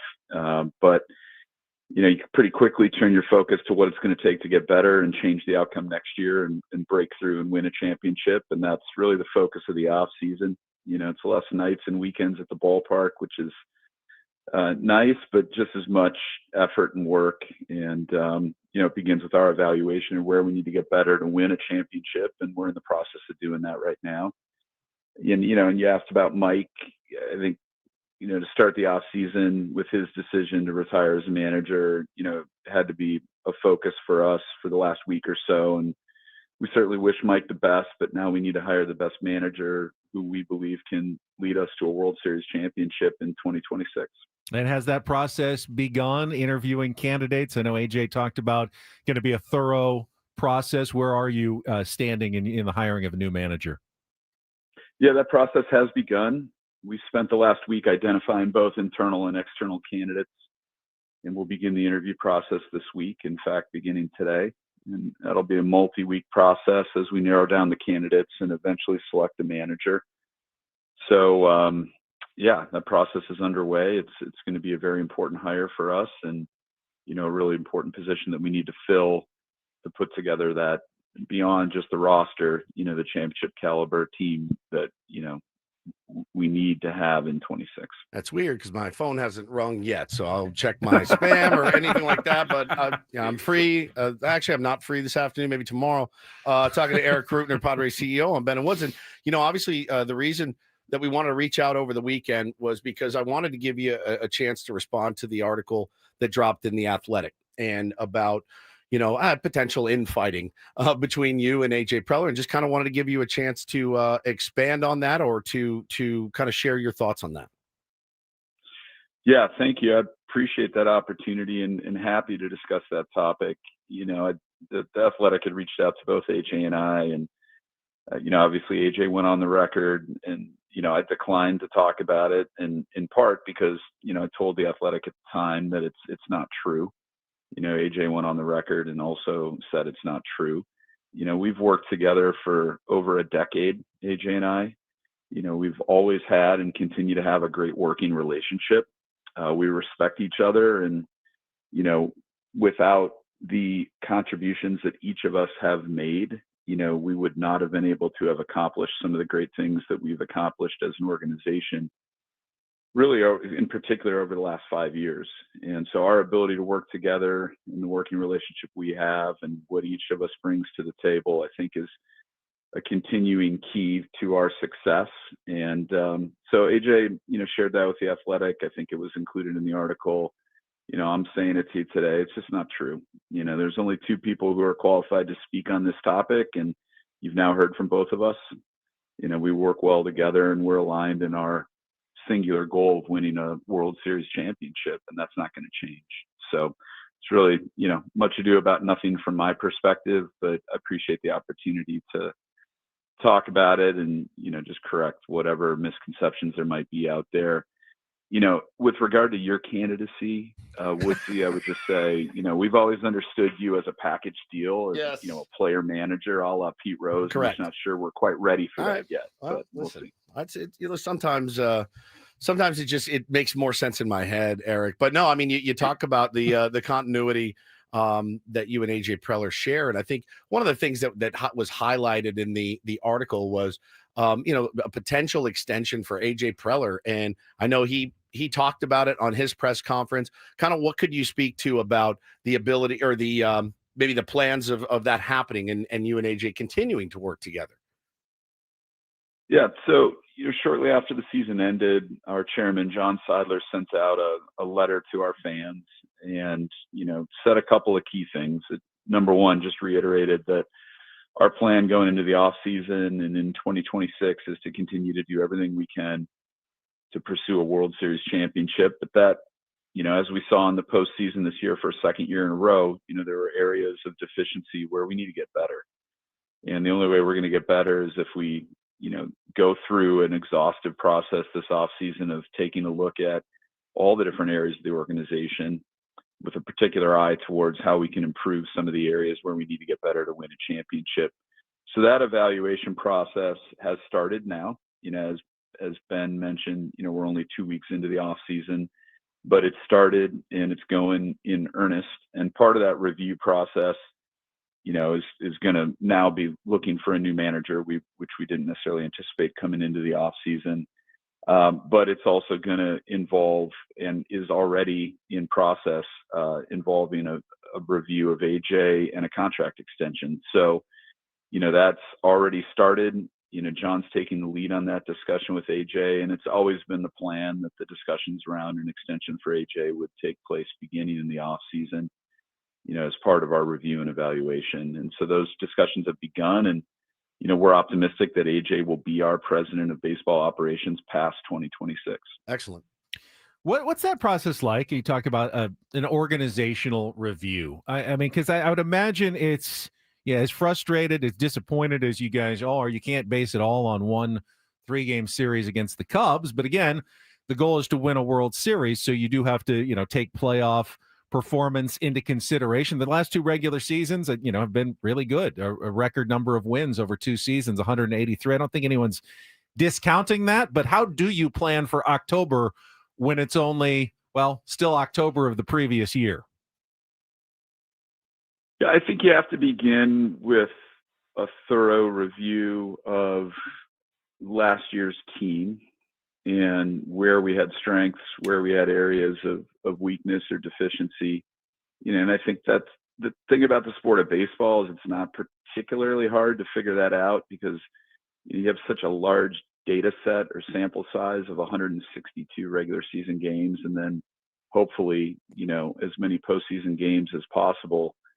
And so it's, there's really not much mystery around where we need to get better. I think we continue to pitch the ball really well, especially despite some of the injuries that we had to the starting rotation. And I think that continued to be a strength of the team. We defended well.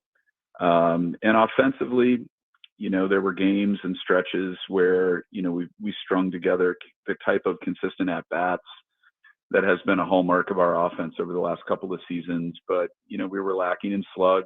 We were lacking in the ability to score runners when they were in scoring position. And, I think we've found for a couple of postseasons in a row now that, our offense just wasn't at the level that it needed to be at to play championship level baseball. So that's a key area of focus for us. And it's going to be a key area of focus for our new manager once we hire him. And so that's really where it starts. And there's so many other parts of the organization, so many other areas where every year we relentlessly pursue improvement, whether it's the ballpark experience for our fans, who are amazing, by the way, and, cannot say enough about the support that they've given us over these last 5 years. I mean, these last 5 years, we've been, with the exception of 1 year out of those 5, we've been in top 3 in attendance in Major League Baseball. We finished number 2 this past season, and all the credit and gratitude goes to our fans for that. And every year we've got to elevate their experience. That's our goal.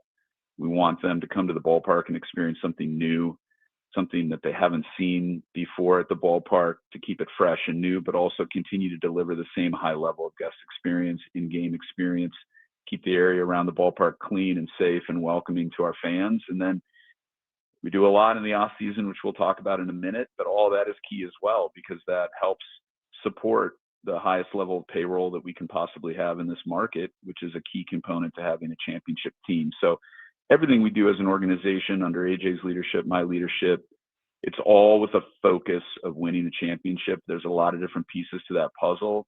And every year we've got to try to get better in each and every area of how we operate this franchise. And that's what it's going to take to win a championship. Talking to Erik Greupner, Padres CEO in Ben and Woods. And, you know, you mentioned payroll. It's always the reductive statement by a radio host or two that, like, you got to spend.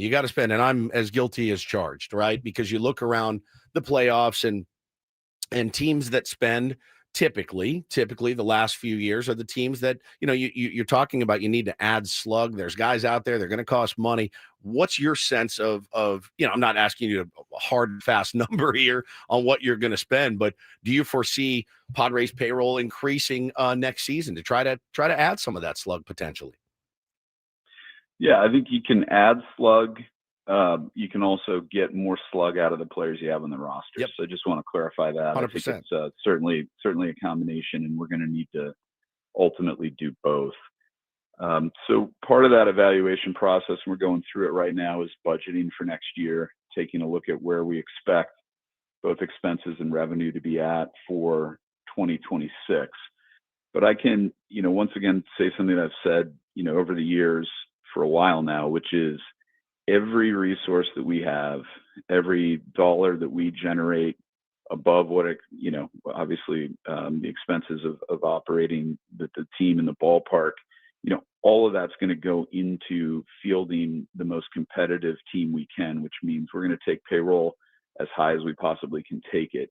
You know, we were a top 10 payroll this last year, and we've been a little bit higher than that in a couple of the prior years. We've consistently been in the top 10 payroll in baseball, and we believe that if we can continue to stay in that top, you know, tertile or top 10 of payroll in Major League Baseball, that with the skills that AJ and his team bring to bear and the players that we have under contract and have committed to that form the core of this team, we have everything that we need to win a World Series championship. And so we're going to, now that's not to say that we would settle at a lower payroll than we were capable of supporting. Everything we have is going to go into it. And our fans and their continued support of this team, the way that they've shown up, has allowed us to continue to maintain a payroll in the top 10 in baseball. And that's not historically been the case for this franchise, sure, both in terms of attendance and in terms of payroll. And so, you know, we're going to continue to do the same thing we've been doing for years now, which is try to put the most competitive team we can on the field with the goal of winning a World Series championship. We've made that commitment to the fans. We've continued to make good on that commitment. You know, would we love to have a top payroll in baseball? Sure. I know the fans would love for us to be the number one payroll in baseball. I would love that. You know, the reality is we're going to continue to try to be as high as we can be on payroll, and that's a product of the support we've received from the fans, and we're going to continue to put every resource back into this team. I, for one, loved that you used the word tertile there. I've never heard amazing. it, but I'm writing it down. As a way to say top third. A tertile, it's not an animal with a shell. Tertile. It means top third. I like that. In all of baseball. Now, one of the things you mentioned, revenue, you know, you put that revenue back into the team. One way the team adds revenue is by using Petco Park in the offseason. Used to be back when Petco Park first opened, there wasn't much going on. Padres keep that place busy. I know the links at Petco Park are back. I saw some fans out there this weekend having a great time. What's coming up? I know you wanted to mention it at Petco Park here this offseason, some of the events you guys have planned. Yeah, I wanted to chat a little bit about that just to make sure everybody understands the opportunities to come back down to the ballpark during the offseason and enjoy, you know, this beautiful ballpark that we have. But also, I don't want to skip over a point that you made because I think it's really important, and I want to make sure the fans hear this. You know, everything that we do in activating the ballpark, both during the season and in the off season, outside of just the 81 baseball games that we play, once again, is all done in the name of trying to make good on a promise that was made during Prop C in 1998 when the voters here in San Diego approved public funding to partially, fund the cost of the construction of Petco Park.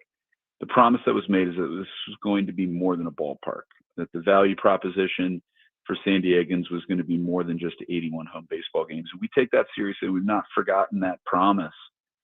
27 years later, we continue to try to live that out in the way that we activate the ballpark.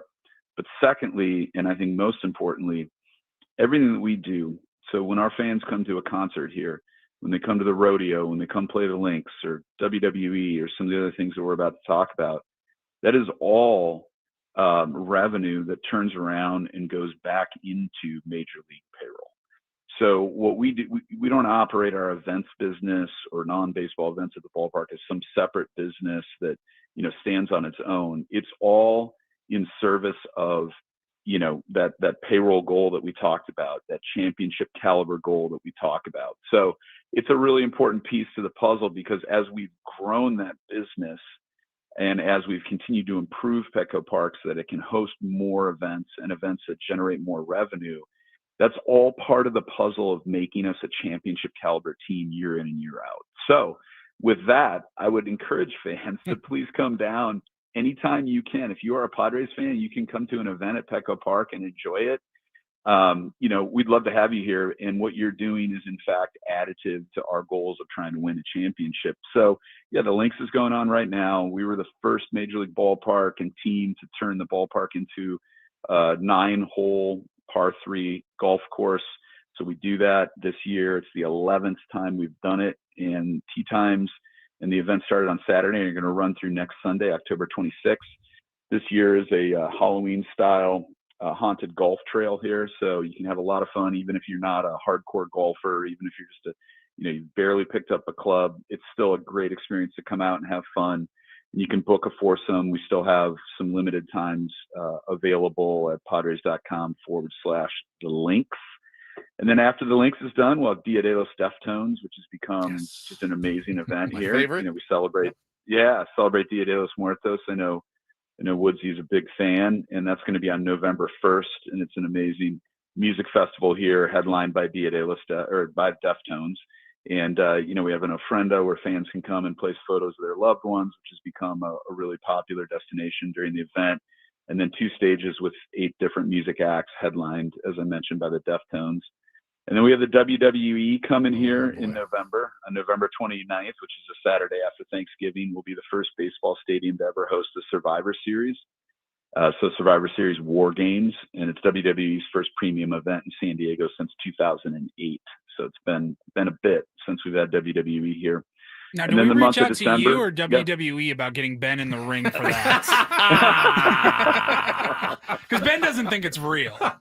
Yeah, You exactly. know what? I think we could come up with a cool no. bit. That could where be a he great like bit. the ring announcer, Something. and then tear off his shirt. Yes. And just, go animal style. Just get into the match.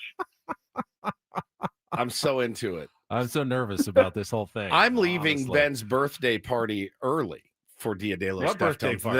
That's how much I don't know about the love birthday Dia. party.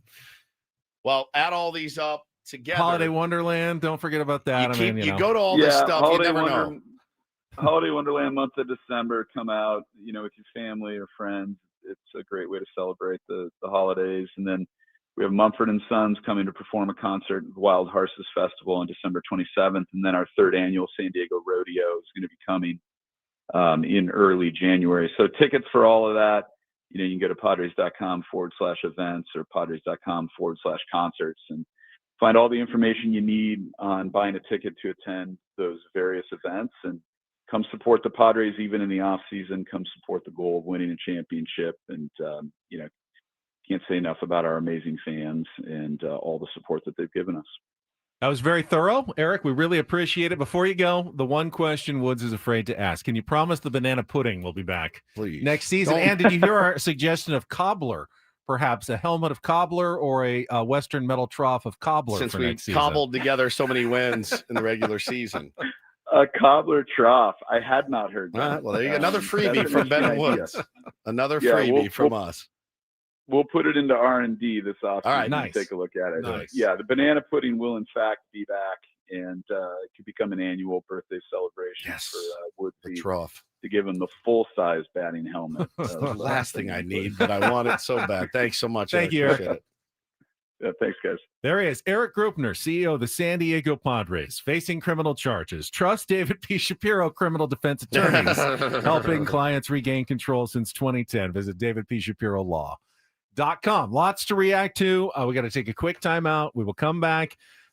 Craig Elsten's going to join us at the bottom of the hour as well. So plenty Probably to get to. Skip and take on yeah, Woods. we're going to push it back to the 9 o'clock hour today. We don't have time for it in this next segment, but we will try to get back on clock, reset everything, talk about what you just heard from Erik Greupner coming up next year with Bennett Woods on 97.3 The Fan. Speaking of banana pudding and cobbler, if you've had a little too much in the past, you need to lose some weight. SDFatLoss.com is the way to go. I lost 40 pounds in 60 days on the SDFatLoss.com program a couple of summers ago. And what's so amazing for me about SDFatLoss.com, it's the first program I've ever done where I've actually been able to keep the weight off long term. More than 2 years now. You can find out how to lose up to 10 to 20% of your body weight, up to a pound of fat per day before the year is over by going and getting your free consultation at sdfatloss.com.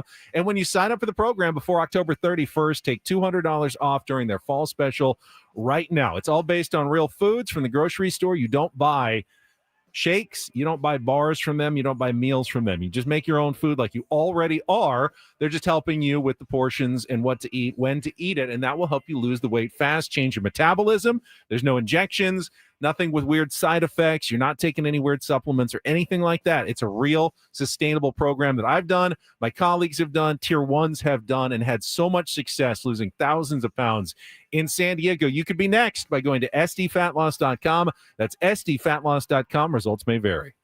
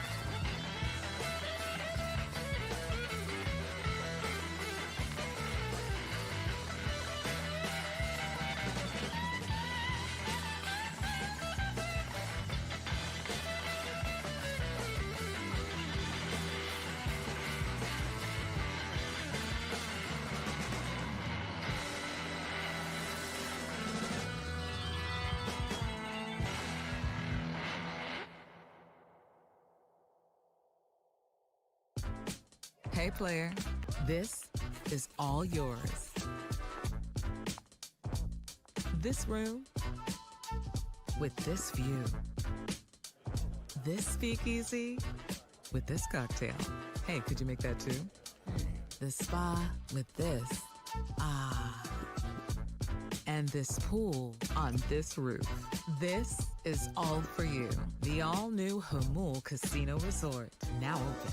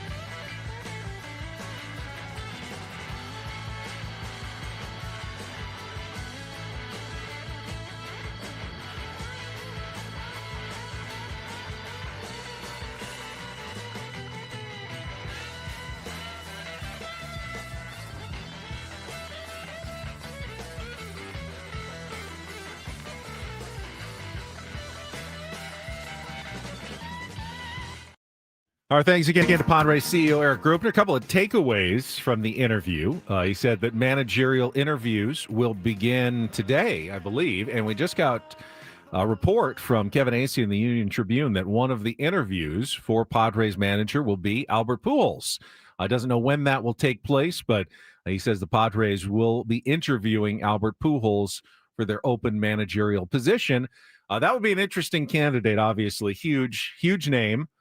Limited managerial experience. He has managed in the Dominican Winter League, won a championship actually in the Dominican Winter League in the Caribbean Series last year. But a guy that would resonate in the clubhouse in terms of what he's accomplished in his career, a guy who's known for having done it the right way his entire baseball career, would be a legendary Hall of Famer. Would be very, very fascinating hire. A very, very fascinating hire indeed. You saw the news out of San Francisco this weekend that we haven't gotten to yet. And I don't know how much merit there is to it. But for me, all right, let me ask you this question. You saw the news that Tennessee head coach Tony Vitello is being tabbed by Buster Posey to be the next skipper of the San Francisco Giants. Certainly an interesting name, right? An interesting guy. Very, very high energy coach. And I mean, very. Drew Gilbert was one of his guys, the Giants lunatic that wants to be choked out after big hits and whatnot. But he's a very high energy guy. But he's obviously very young, doesn't have big league experience, certainly never managed at the big leagues.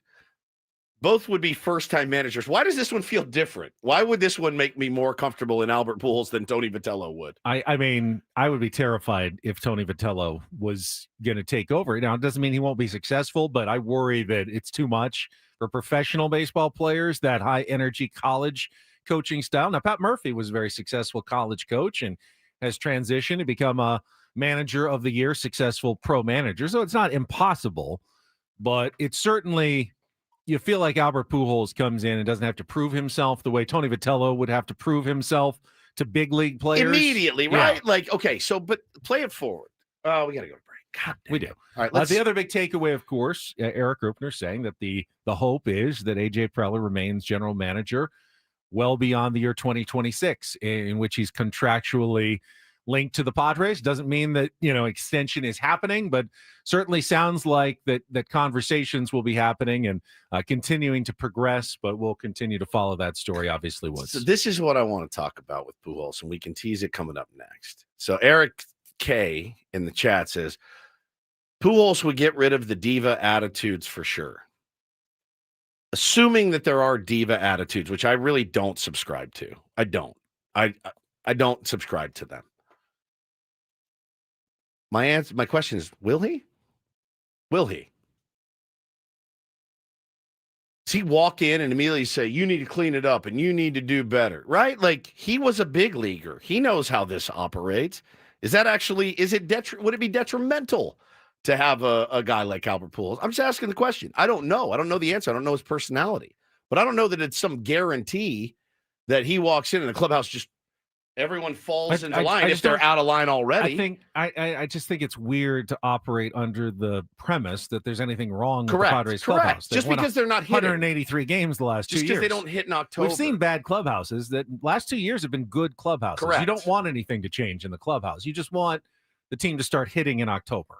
Correct. Now, can Albert Pujols make them do that? I don't know that anyone can, but certainly he's not going to be someone that comes in and has to, as I said, prove himself to anybody in that clubhouse. There are skins on the wall, so to speak. So it's an interesting one. Let's talk about it. All right. Craig Elsten will join us when we come back. Probably won't have enough time for Craig and all his thoughts on everything, but we'll see how much we can get to coming up next year with Bennett Woods on 97.3 The Fan.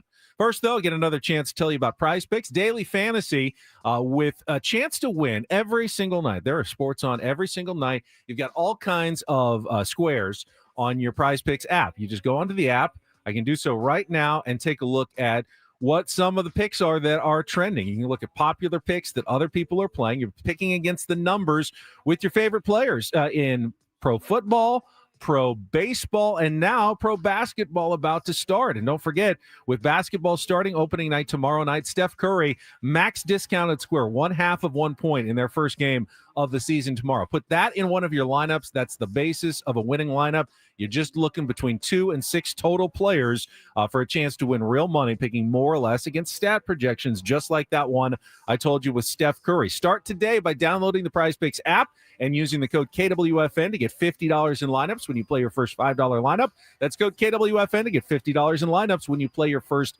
$5 lineup. And if you don't want to set your own lineups, you can follow other Prize Picks players and follow their lineups. Just copy them right onto your app and play that way. So many different ways to play. It's Prize Picks, where it's good to be right. Must be present in certain states. Visit prizepicks.com for details.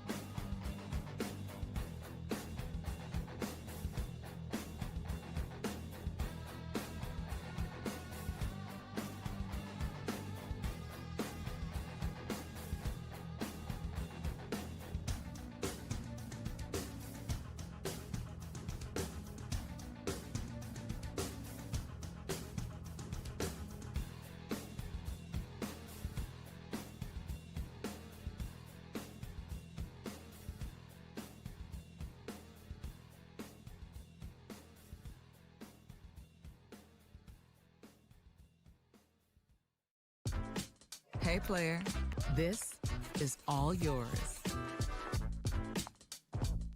This room with this view. This speakeasy with this cocktail. Hey, could you make that too? This spa with this. Ah. And this pool on this roof. This is all for you. The all-new Humul Casino Resort, now open.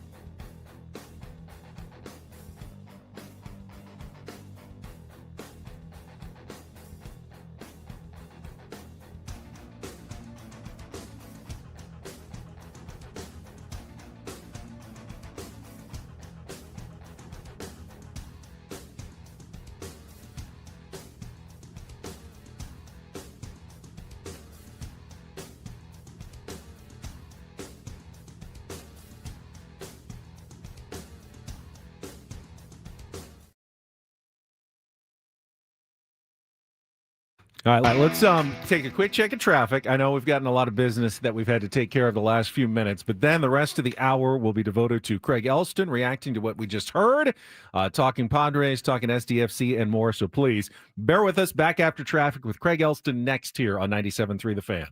From the 855 Get Ross Traffic Center, protecting San Diego after accidents or injury, here's Kelly Danick. Traffic is brought to you by Toyota of Poway, voted San Diego's #1 Toyota dealer by USA Today. Still a number of problems here, guys. One of them is this crash on westbound 8 right at the northbound 15 connector and northbound 15 past Friars Road. Accident has been moved over to the right shoulder. In the North County, collision on southbound 5 coastline right before the racetrack. Everything has been cleared into the center divide. Eastbound 78 crash clearing just past Civic Center, but westbound 78 just past Nordall Road. We have reports of a collision involving couple cars. It's in the center divide, and an accident on northbound 15 just past Auto Park Way. That's over the right shoulder. Toyota of Poway has been voted San Diego's #1 Toyota dealer by USA Today, with APRs as low as 0% and tons of new Toyotas on the ground. No tricks, only treats during the Trucktober sales event happening now only at Toyota of Poway or online at toyotaofpoway.com in the heart of San Diego. I'm Kelly Danick with Ben & Wood, San Diego's #1 sports station, 97.3 The Fan. And joining us right now on our David P. Shapiro fan hotline, Craig Elsten facing criminal charges. Trust David P. Shapiro. No, not me. Criminal defense attorney. Is this how we do it now, Craig? Helping clients regain control since 2010. Visit davidpshapirolaw.com. Well, what'd you do? Yeah, what'd you do?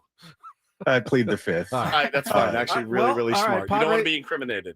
Based on what we just heard from Erik Greupner, sounds like AJ Preller will remain in your Padres hot tub. I know a expectation or a hope or that it's not a done deal, but sounds like an extension is at least in the works for AJ Preller. It was so legalese that I went back to write down what he read so that I could get it. So it was an exhaustive process to all areas of the organization. That evaluation has started now. The part of that review process was a manager that we weren't anticipating. Another part is going to involve a review of AJ and a contract extension. That's already started. John's taking the lead on that with AJ, and it's always been the plan that it would take place in the offseason. We're optimistic that AJ will be our POBO, President of Baseball Ops, past 2026. Did not say well past. He did say promised. Is promised to any of us, to be honest with you? No, Craig? is anything promised? Right. Is 2027 promised to any of us? I mean, I don't know, but I do feel cautiously better. I thought it was weird that there was such a long windup and then the release was a softball pitch, because there was a long windup that made me think, oh no.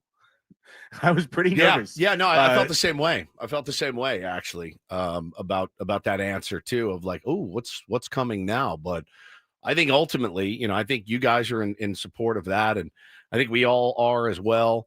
Of AJ kind of getting it's crazy because he's been here a long time, but you're like, man, the job's not finished. It's very odd, the life of a Padres fan with its relationship with AJ Preller, isn't it? It is, and I think 4 playoff appearances in 6 years and what he's done the last 2 years, he's the guy for me. And as long as he's still the guy for the Padres, that's great news. And I think that, something I've learned a long time ago, you guys know it very well too. When it comes to people speaking from positions of power, you got to look at what they're doing as much or more than what they're saying. And they're conducting interviews for manager. So the one thing that I was listening and going, I wonder if they're going to ask, and Woodsy, you asked about contract extension, but is the very simple question. If you're interviewing a manager, why do you have a general manager who's on his last year as part of the discussion process? Like, why would you leave someone in the decision tree that could be gone in a week or a month or a year? Well, you would do that if they're not going to be gone in a week or a month or a year. If they're going to be there longer term, that's why they would be part of the decision process. So I think their actions are lining up with what Erik Greupner said. Talking to Craig Elsten here on Ben and Woods this morning. What are your thoughts? Kevin Acee just reported Albert Pujols. I know that you guys were in the Ruben Niebla camp, as was I. Seems like a kind of an easy one for me, but listen, I know nothing. Nobody knows anything. What are your thoughts on an Albert Pujols deal?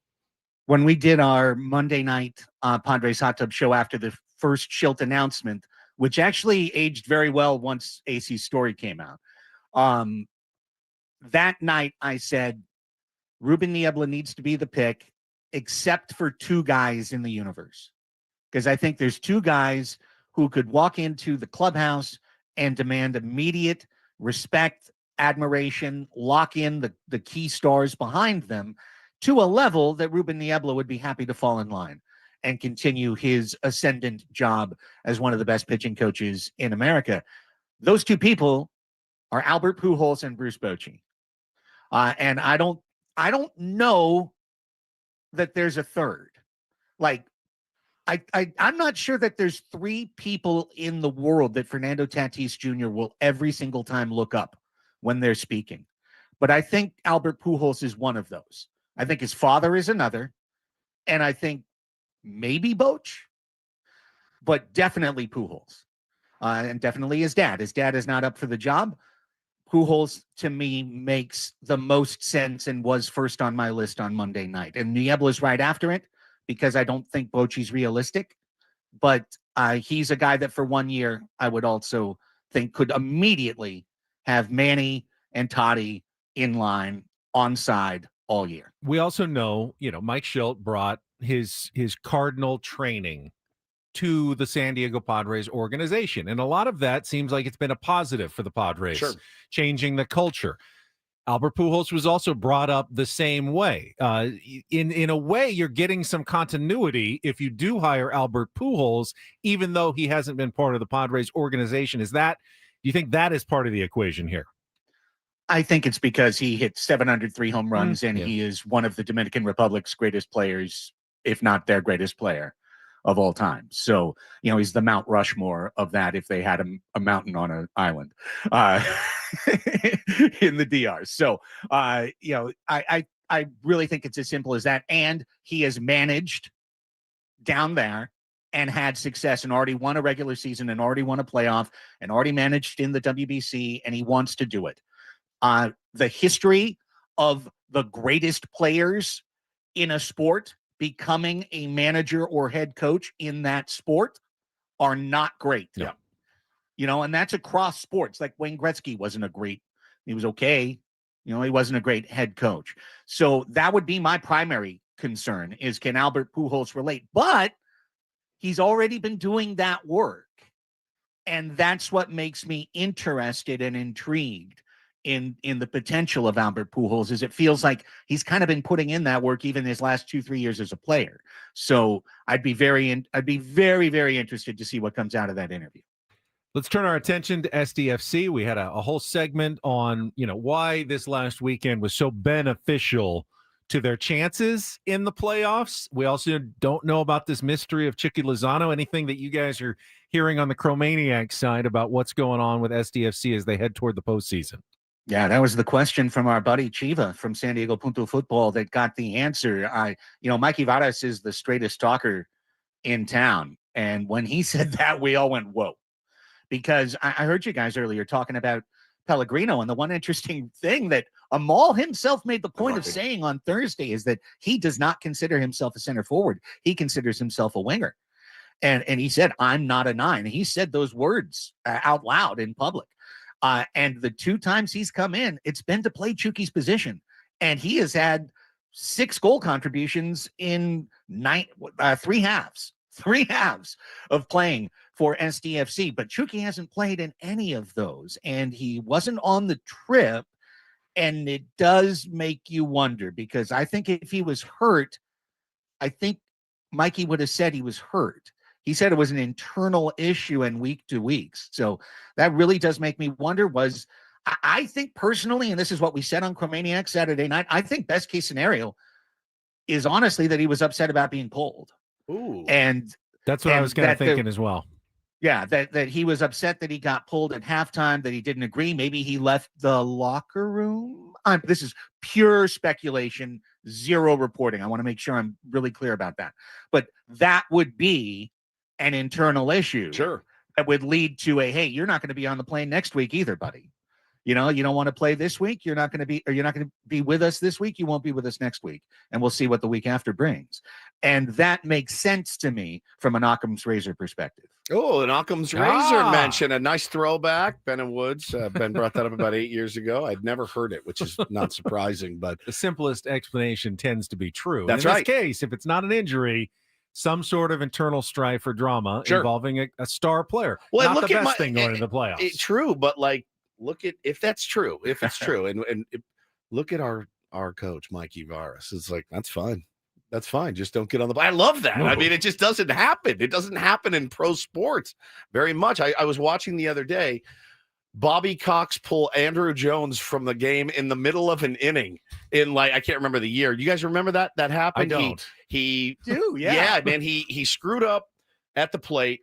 It was mad. Then went out and dogged it in the field in center. And in the middle of the inning, he's like, come on in. Gerald Williams runs out. And Andrew Jones is like, me?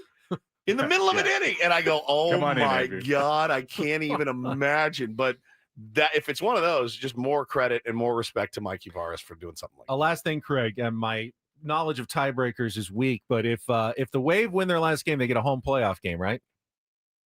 They do. It sets up because the 2 teams in front of them are playing one another. Yeah. So if they win, tough win. Look, yeah. Kansas City did lose their last match, and the only thing they have to play for in that match is their form and their fans, because they're going to have Fan Appreciation Day. They're going to have 20,000 in their beautiful park.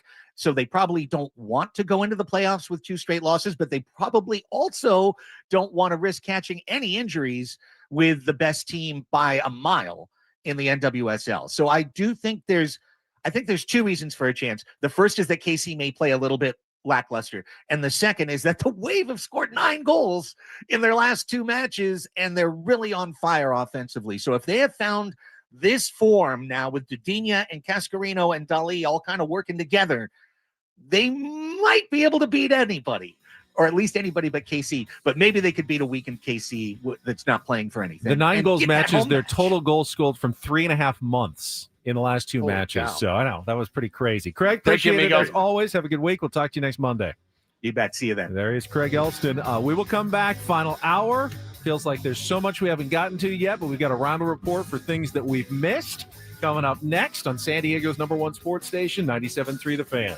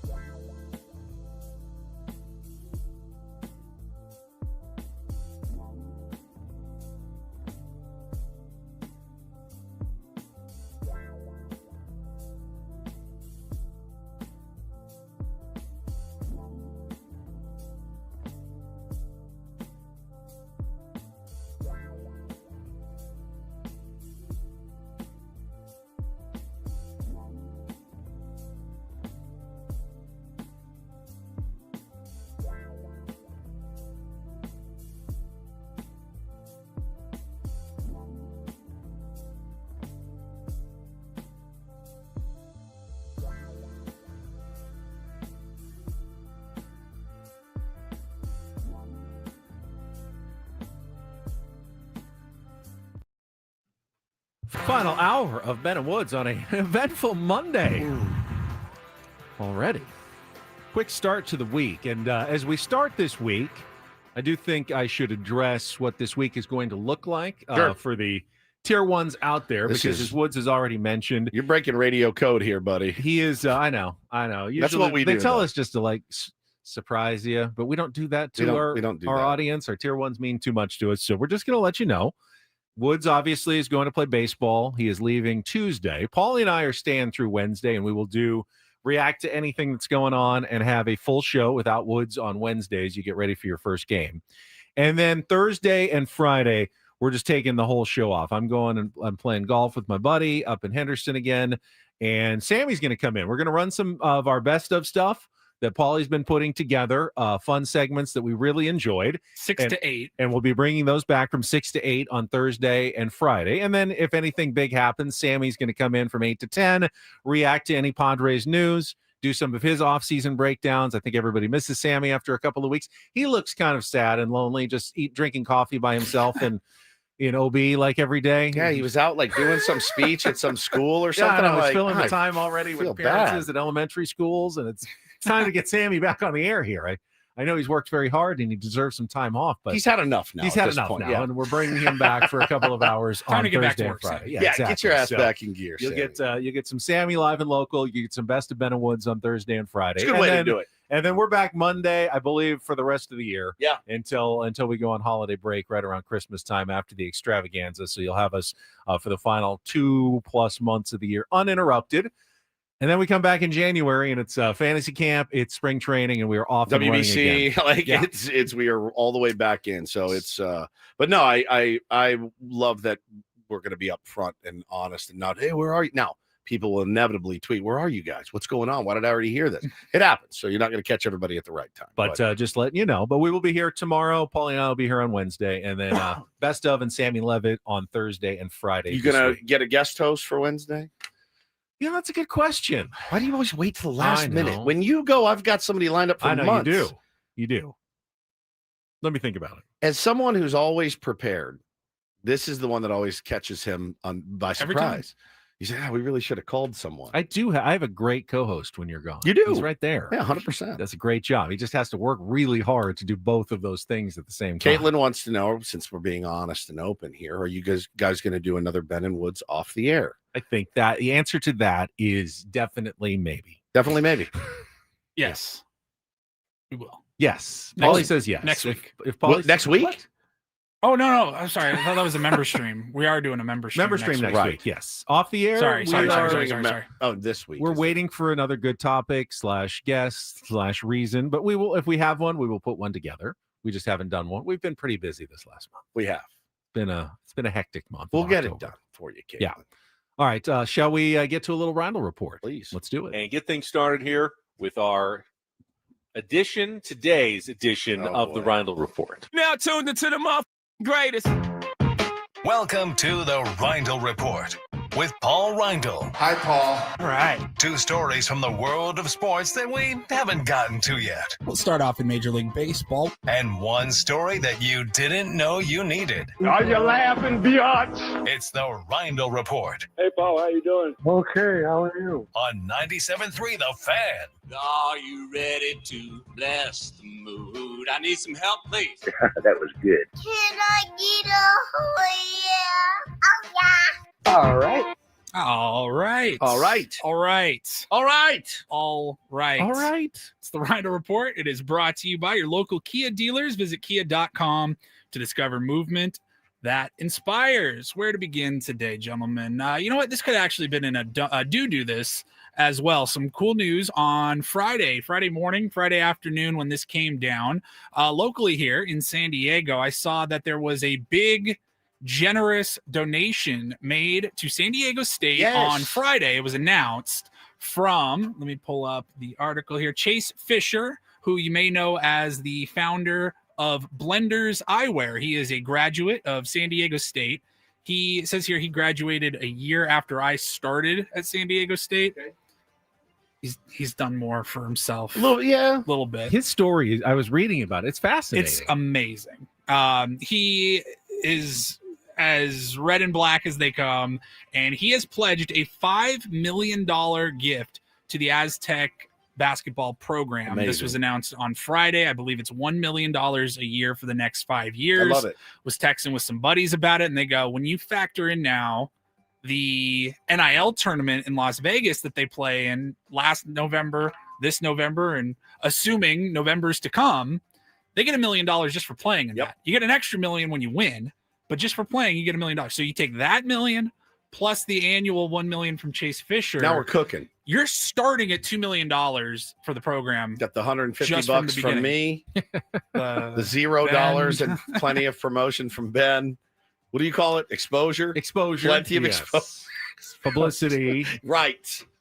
I just think that is such a huge, but still $0 and 0 cents. Well, I'm not an alum. I'm not either. I know you're not. You send any? Where did you send any to your various alma mater stuff? No, you don't. I didn't. $0. You did to San Diego State. I did. Good for you. Good for you. And you're still at $0. So Chase Fisher, he was just wearing like these like $5 sunglasses at a concert. Everyone was going, "Those are really cool," and he was like, "Man, these are really cheap. People like these so much. I should make my own cheap sunglasses and."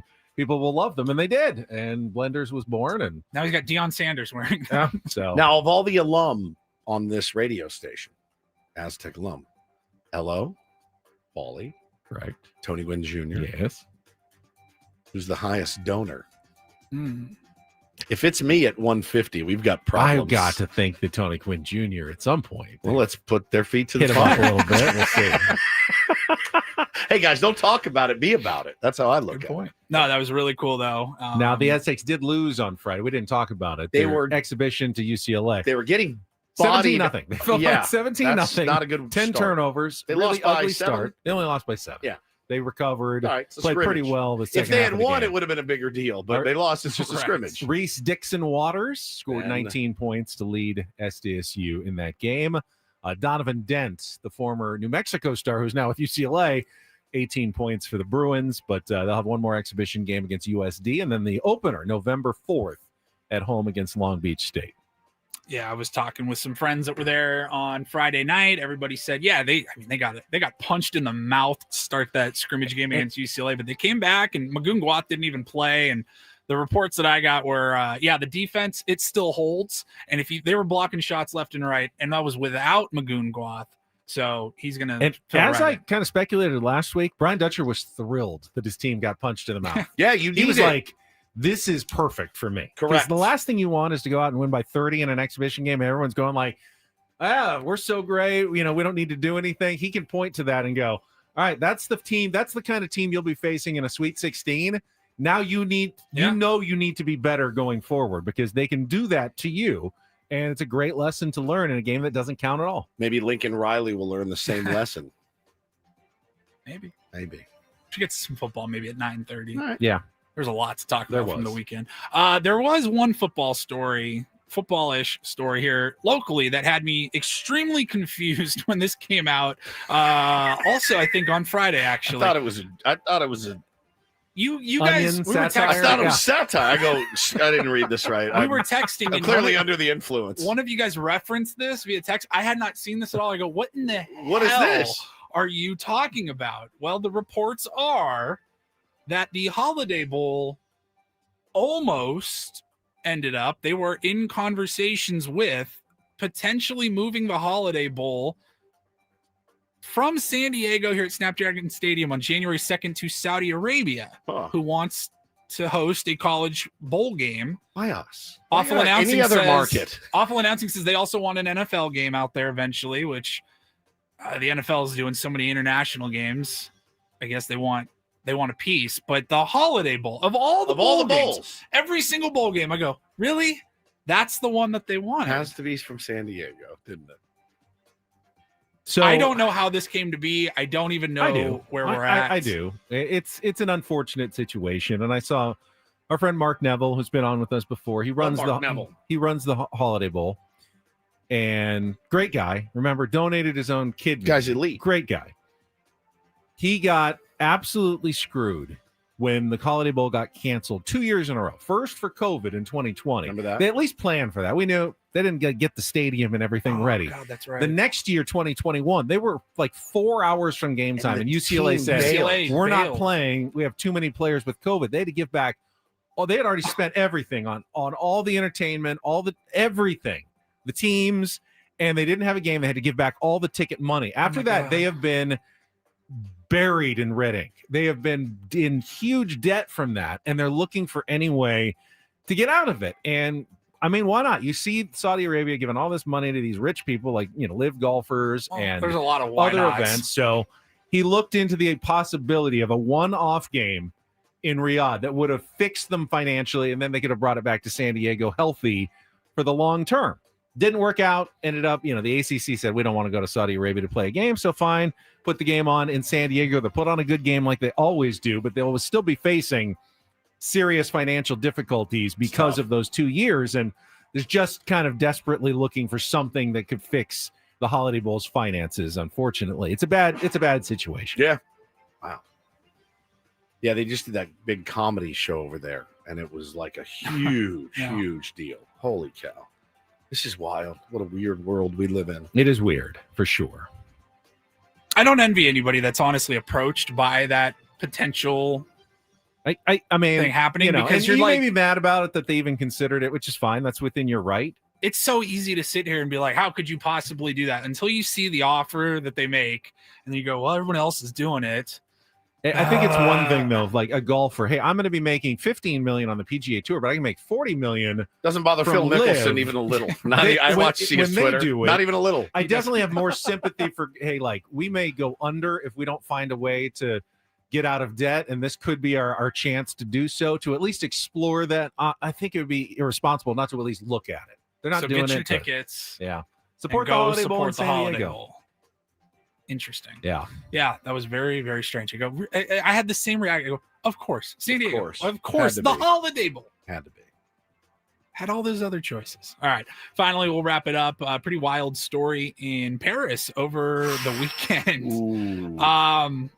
I've been trying to think. So the Louvre, the Louvre was haven't you? victim. I have. I've never been to Paris, but Woods has been to the Louvre. Rain the day we went to the Louvre. It's inside. Yeah. Well, the Louvre. But to get into the Louvre, we had quite a walk. They had some issues over the weekend with, it says here that I'm reading, an audacious 7-minute raid that took place after they opened on Sunday yesterday. And I started thinking 7 minutes.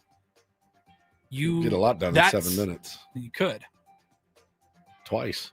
Now, it says after they opened, so they did not, I guess, break in earlier, like during the middle of the night or anything like that. But what was stolen were a bunch of artifacts from like dating back, jewels dating back to the Napoleonic era. Yeah. Did you see the van? They had so what happened was they pulled a van up to this parking spot, extended this massive ladder up to the balcony. A truck-mounted ladder to gain access to the Apollo Gallery, one of the most ornate rooms in the Louvre. Got in, and then they didn't do some fancy, pressure lock where it's not quite a movie heist. They took a hammer and they smashed the glass and they grabbed all of the stuff, and they ran out with all of these jewels. Tom Cruise is not starring in this movie because they're not there's going no acrobatics. They're not going in and rewiring the security. They're just, boom, we took it, we got this jewelry and all these crowns and jewels. They did leave they left a 40-carat diamond ring in there, which is worth God only knows. But they took all this stuff. And then it says here, 2 high-security display cases were targeted. 8 of the 9 items taken remain unaccounted for, including a tiara and necklace worn by multiple French queens in history. Incredible stuff. Here's my question, though. All right, you've made off with the loot. What do you do with the tiara from the Napoleonic era? Right. Who do you sell it to? Everyone knows what this stuff is, and it's hot. I think about that in like movies or television, even. How do you fence it? If you steal something that's one of one, they have a mysterious billionaire buyer who's willing to keep it secret to keep the movie going. But I don't know that person exists in real life. Okay, people say black market sellers. For what? Russian oligarchs. Then what do they do with it? Like a jewel. You can't show it off because everyone knows you have it. Everyone knows where one. it came from. Yes. You can't publicize that you have it. Facebook Marketplace. I mean, you have to be Thomas Crown and like you're just enjoying this thing for yourself. No one else gets to see it, and it's got like in some secret compartment in your office. Look, I got these jewels, and I bought them. I mean, at least Thomas Crown stole them himself.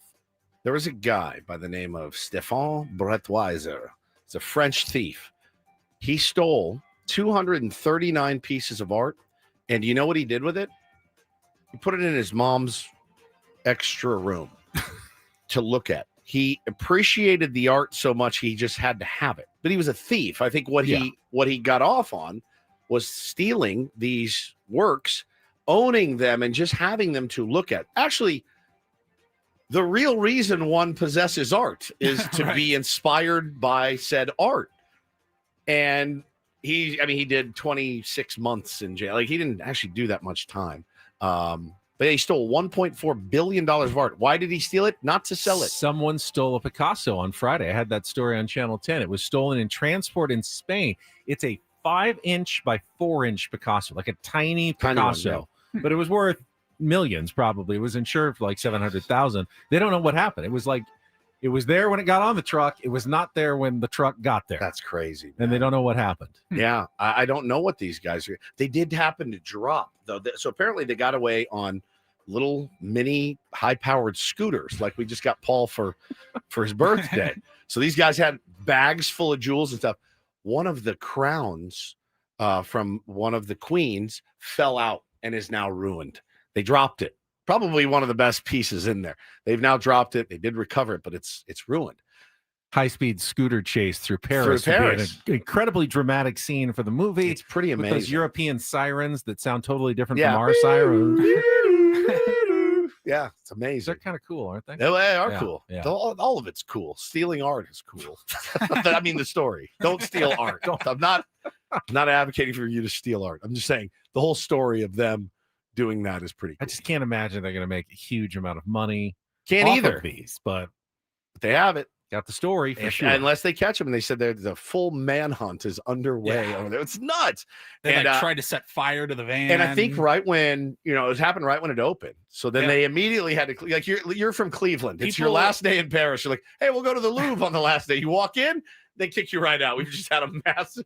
They said there were like heist. Tour groups, and you could hear it sounded like stomping on the windows as they were trying to like bash their way in, and they just like shuffled all the tour groups out and shut it down, locked it down, and they were closed all day yesterday. Cool story.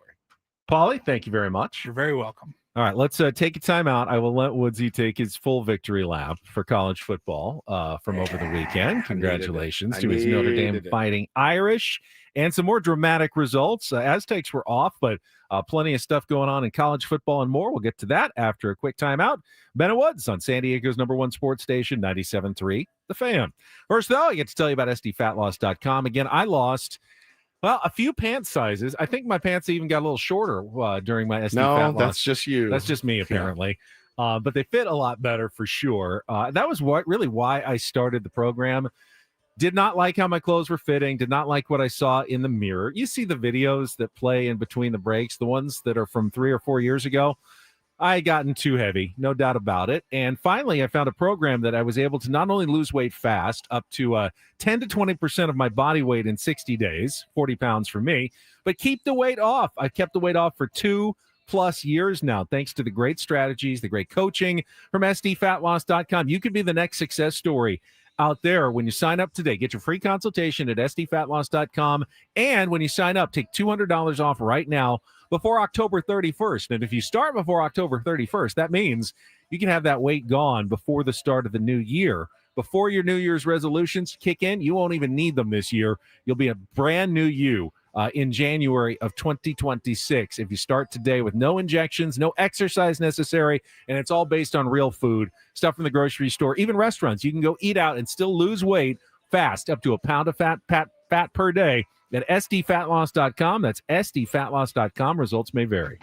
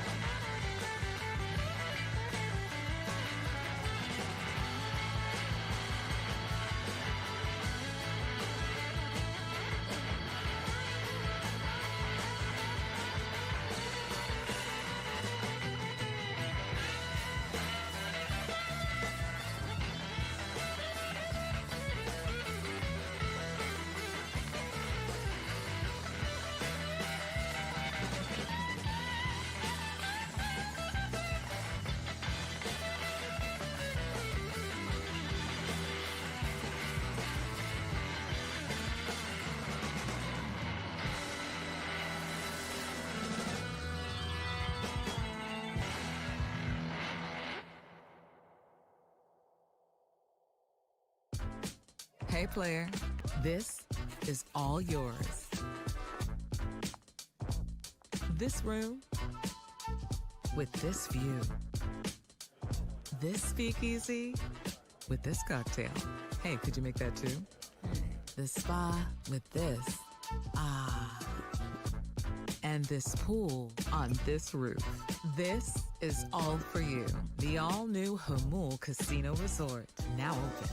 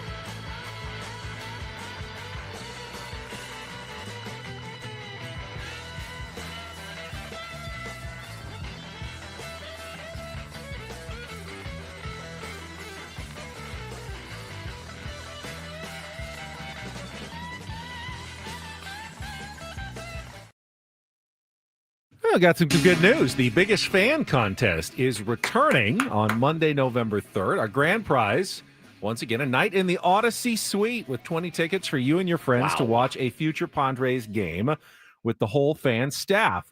Remember, this is how it works. You register your name at 973thefansd.com/biggestfan. You can do that at any time between now and the start of the contest. Then once the contest starts, we will announce a name each day at 9 a.m., 1 p.m. and 5:30 p.m. and you'll have a chance to call us back and qualify for the grand prize drawing. Love the Biggest Fan. Yeah. I think it's such a great idea, and the suite night is pretty elite. So, make sure to do that. Tell them again how they do it. Again, go to the website, which is thefansd.com/973thefansd.com/biggestfan. Right. It's all written out in long words. Facing criminal charges, go to 973thefansd.com/biggestfan and put your name into the drawing. I got to tell you about one of my biggest fans, my mom. And I feared over the weekend that my mom potentially was losing it. You know, your parents get a little older, you get a little nervous. You're like, man, are things okay with my mom and her mental faculties?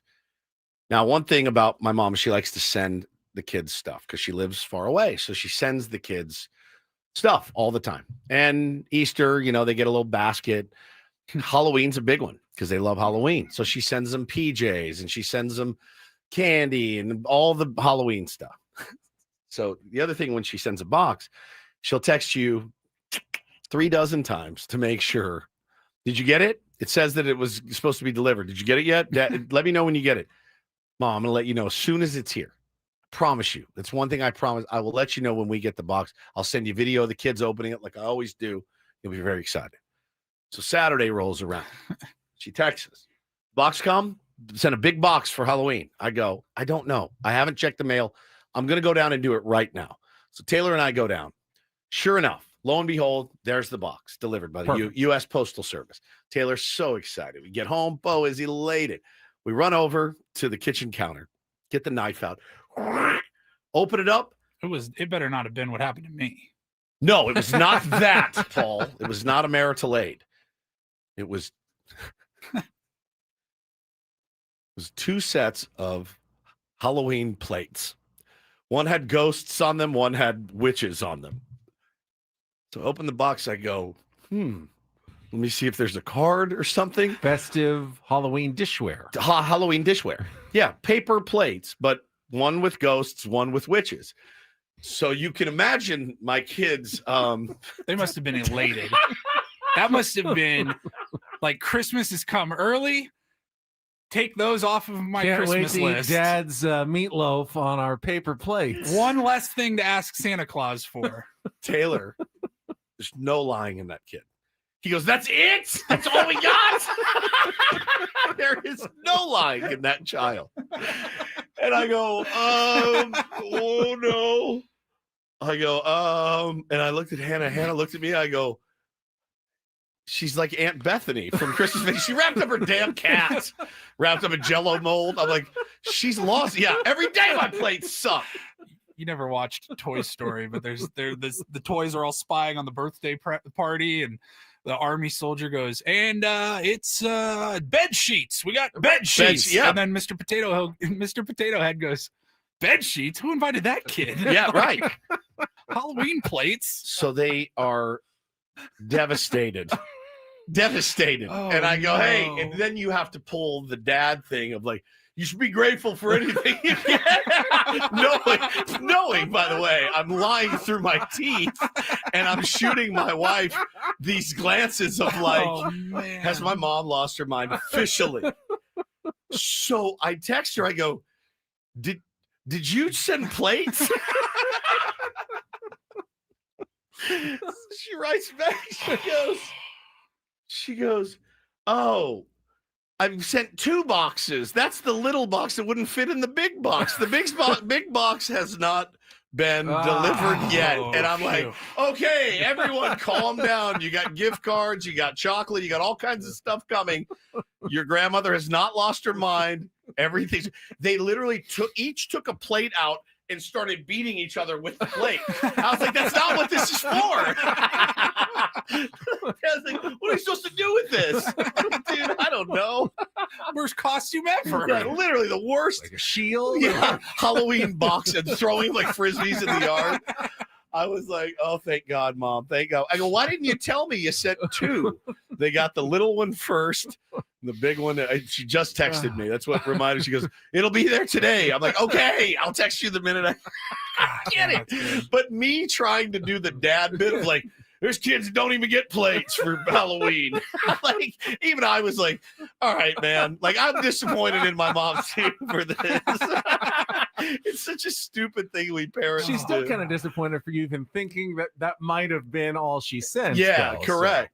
But she could have also given you the heads up. There's actually 2 packages Correct, coming. I couldn't fit correct. all of it in one box. Bro, I was in tears as they battled each other with their plates. And I'm like, just put these plates up with the paper plates. It was so funny. Now, so thank you, Mom. Carlos said in the chat, I didn't know if this was something new or not, but he said you can sign up for USPS alerts and they email you your mail for the day. I just signed up for this last week, a couple weeks ago when I started doing our change of address. Sure enough, every day I get an email with a digital like scan of the front of any letter or any piece of mail that is on its way to my house today. Why do you want it? Another Costco mailer coming today. Yeah. Why do you want it? I guess it's nice to know you're like, it's just junk mail. I can probably wait till tomorrow. Wait till tomorrow to go I just off assume that every day get it. to the box. Or, oh, that's important. I need to go get the mail today. There's my check from someone. It's so nice when you get a check in the mail It's for whatever great. reason. It's great. Like, oh, this isn't a bill. This is a check. Yeah, this but is the opposite I of got a bill. class action settlement, lawsuit settlement. Did you actually get the actual? Yeah, it was like settlement? $40. Nice. And I think it was a Facebook thing, and they were just like, "We're giving away money if you want it. Sounds sign good to up." me. And I've it used was Facebook before. Where's my money? Yeah. it was deposited to my Venmo. Yeah. Oh, wow. Yeah, $40. Sounds like a scam, but Yeah. I mean, they gave you They- $40. They gave me the money, so Thank you, Mom. Adam wants Amazing. everybody to know that you don't have to sign up by November 3rd to be included in the biggest fan contest, but you should, because we won't draw your name until you're signed up. So you have to have your name in to hear it called. So sign up as early as you possibly can for the biggest fan, but we won't close the signups when the names start. Okay. You can still sign up whenever, but the idea would be you get the best chance to win if you sign up now before we start drawing names. 97.3 The Fan, SD.com/biggest fan. All right. All right, let's take a last time out. Then we'll get to your football, and we still owe Take on Woods. Oh, today. that's right. Yeah, let's get a let's do it. contestant on the line. 833-288-0973. 833-288-0973. We'll play our game, and then we'll wrap things up with Ben Woods coming up next year on 97.3 The Fan. Gambling problem? Call 1-800-GAMBLER. GEGE 000466. For a full list of games and rules, play at 7 Mile Casino. Visit 7milecasino.com. First, though, Woods and I get a chance to tell you about 7 Mile Casino. Our place to play cards are right down the 5 freeway in Chula Vista. Just hop on the 5, get off at E, stay on the west side of the freeway. That's Bay Boulevard. And within minutes, you're going to be pulling into the parking lot at 7 Mile Casino. Yes, and go inside and play some of the incredible table games that they have: California-style blackjack, Texas Hold'em, Pai Gow, and Baccarat. I like Pai Gow poker because it's you get to pick the cards that you're playing in each hand. You like California-style blackjack. Love it. We both like Texas Hold'em. Love the rush of it. But it's a place you can go for 4 hours. It's a place you can go for half an hour if you want. Great place to have lunch, dinner. Great game, post game. Go watch a game. They got TVs there. Great bar area and an incredible patio area. There is a second football game on tonight at 7:00. You can go after that game at 10 and still get a meal because of the 24/7 players menu that's on 24 hours, 7 days a week. I have the Kung Pao chicken last week. It's on the players menu. It's fantastic. It's a delicious treat when you go to 7 Mile Casino. And listen, just check it out for yourself. You will not be disappointed if you do. It's 7 Mile Casino. It's just 7 minutes from downtown.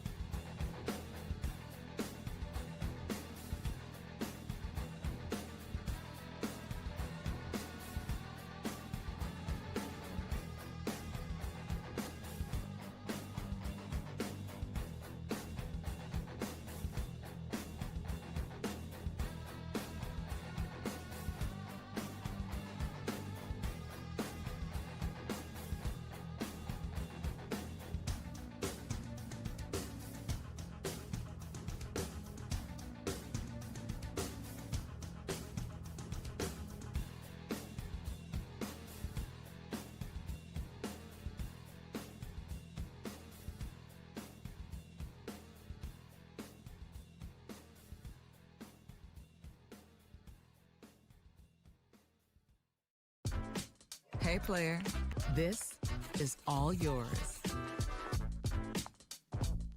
This room with this view. This speakeasy with this cocktail. Hey, could you make that too? The spa with this. Ah. And this pool on this roof. This is all for you. The all-new Hamul Casino Resort, now open.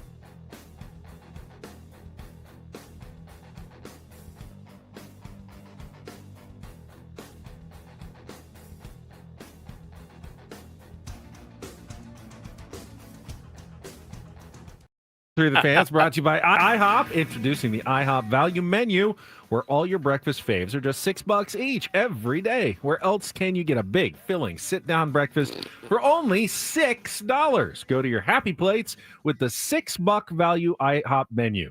Available every day at IHOP. $7 in some locations. Tell everybody what I've ruined for you now. Because I've ruined so much of your last week. career. Joe Davis is unlistenable now. Yeah, I've ruined him for you. And I didn't used to find him unlistenable. I mean, he was never as good as Joe Buck. I always liked Joe Buck. And like Joe Davis was like, whatever. Like, fine, someone needs to call these games. Yeah. And I was okay with it. But now that you've done the Joe Davis voice, I can't stop hearing it. Yeah.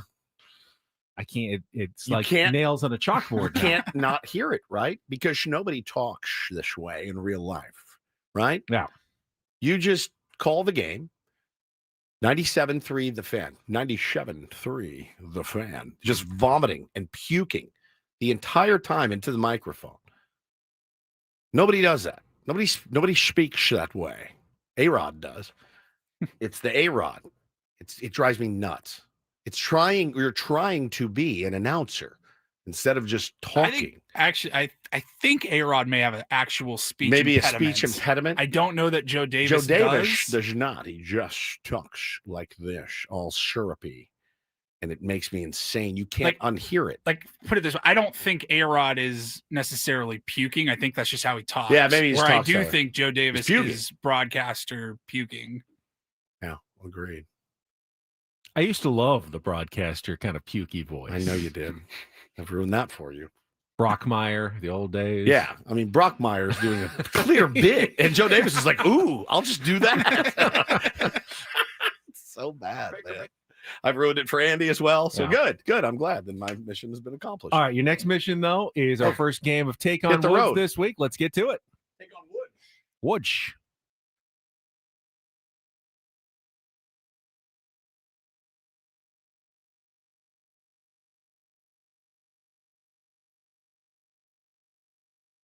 Take on Woods brought to you by Bay Alarms, security and fire alarms for every business. We got you. We got Mike as a contestant, and we've got a fun new category coming up as well today. Hello, Mike. How are you? Good. How are you guys? I'm good. All right, 5 questions of musical trivia. If you beat or tie Woods, we'll put you into the grand prize drawing for the trip for 2 to Las Vegas to see Jerry Seinfeld at the Coliseum at Caesars Palace. That'll be on April 17th. You also get a $100 gas card and a 2-night stay at the Flamingo. Get your tickets to Jerry Seinfeld 2 nights in April at Ticketmaster.com. All right, here are the categories, the returning categories. Another Take on Woods category, 5 song titles that include the word another.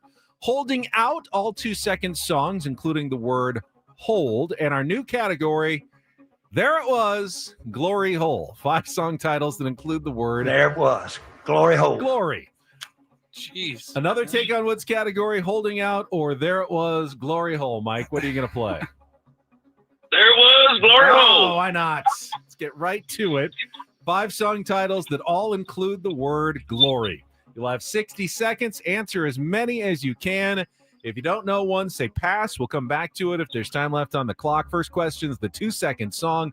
You need to give me that song title and the artist to score the point. Again, glory in every song title. Mike, you ready to play? Yep. All right. Paul, you ready to go? Ready. All right, a couple obvious ones here. Let's go. 60 seconds on the clock. The category, there it was, glory hole. Mike, your time begins when Paul plays the music. Good luck. Let's take on Woods.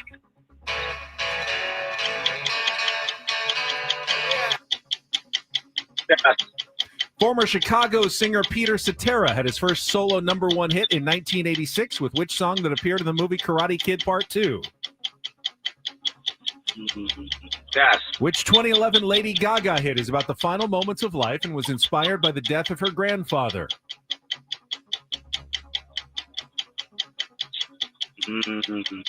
Pass. John Bon Jovi's first solo release was which song written for the movie Young Guns 2 that reached #1 on the Billboard charts?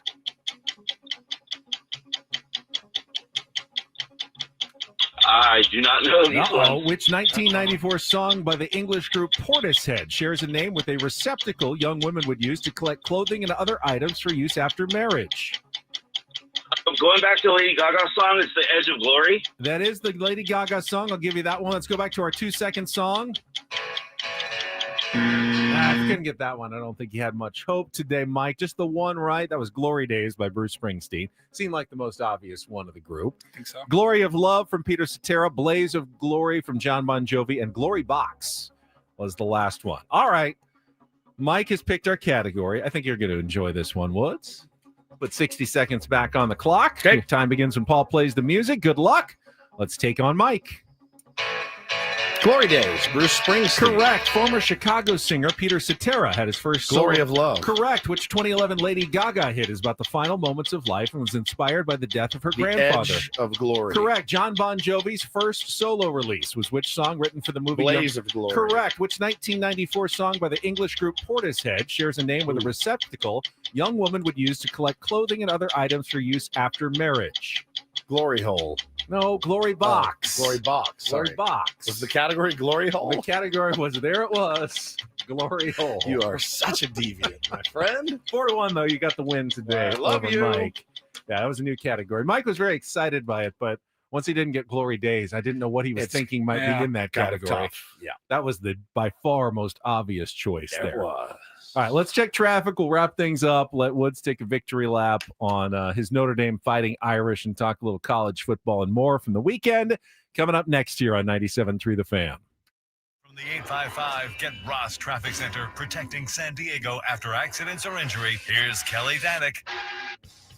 The roads are winding down pretty nicely all around the county. We have this one crash in the North County in the clearing stage, westbound 78 at Nordall Road. It's over to the right shoulder. I'm Kelly Danick with Ben and Woods, San Diego's #1 sports station, 97.3 The Fan.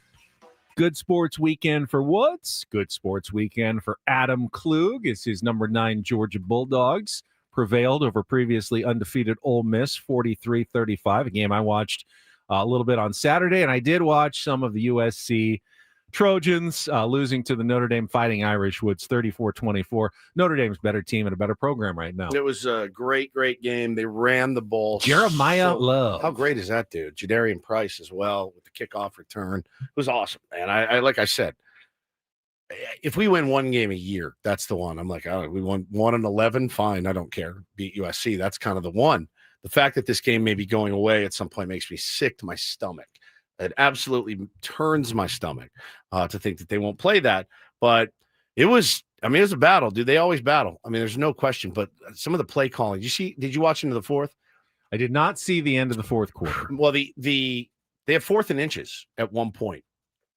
And Lincoln Riley calls some goobery pass play. And oh, that's right. Yeah, that was I did see that play. Then they had a roll out to the right. Then they had a reverse. They called a reverse that went sideways. Guy tried to throw it and then fumbled. I saw that one. I mean, it was bananas. And, Lincoln Riley's been a real disappointment. I told you guys when they got him, I said he is not the guy for that program at that time. He's just not. He's not a big game guy at all, and he hasn't been for them. And he'd pay him a fortune. Remember the package that they gave that dude? They bought his house in Norman, bought him a huge spread. He's got a plane. He's got everything. And you got to be disappointed if you're an SC fan. I love it. Stay forever. That's how I feel. The narrative can change because a year ago, Ryan Day was absolutely not the right guy for Ohio State. And since then, well, they went on to win the national championship, and they look like they're probably going to cruise to another one this year.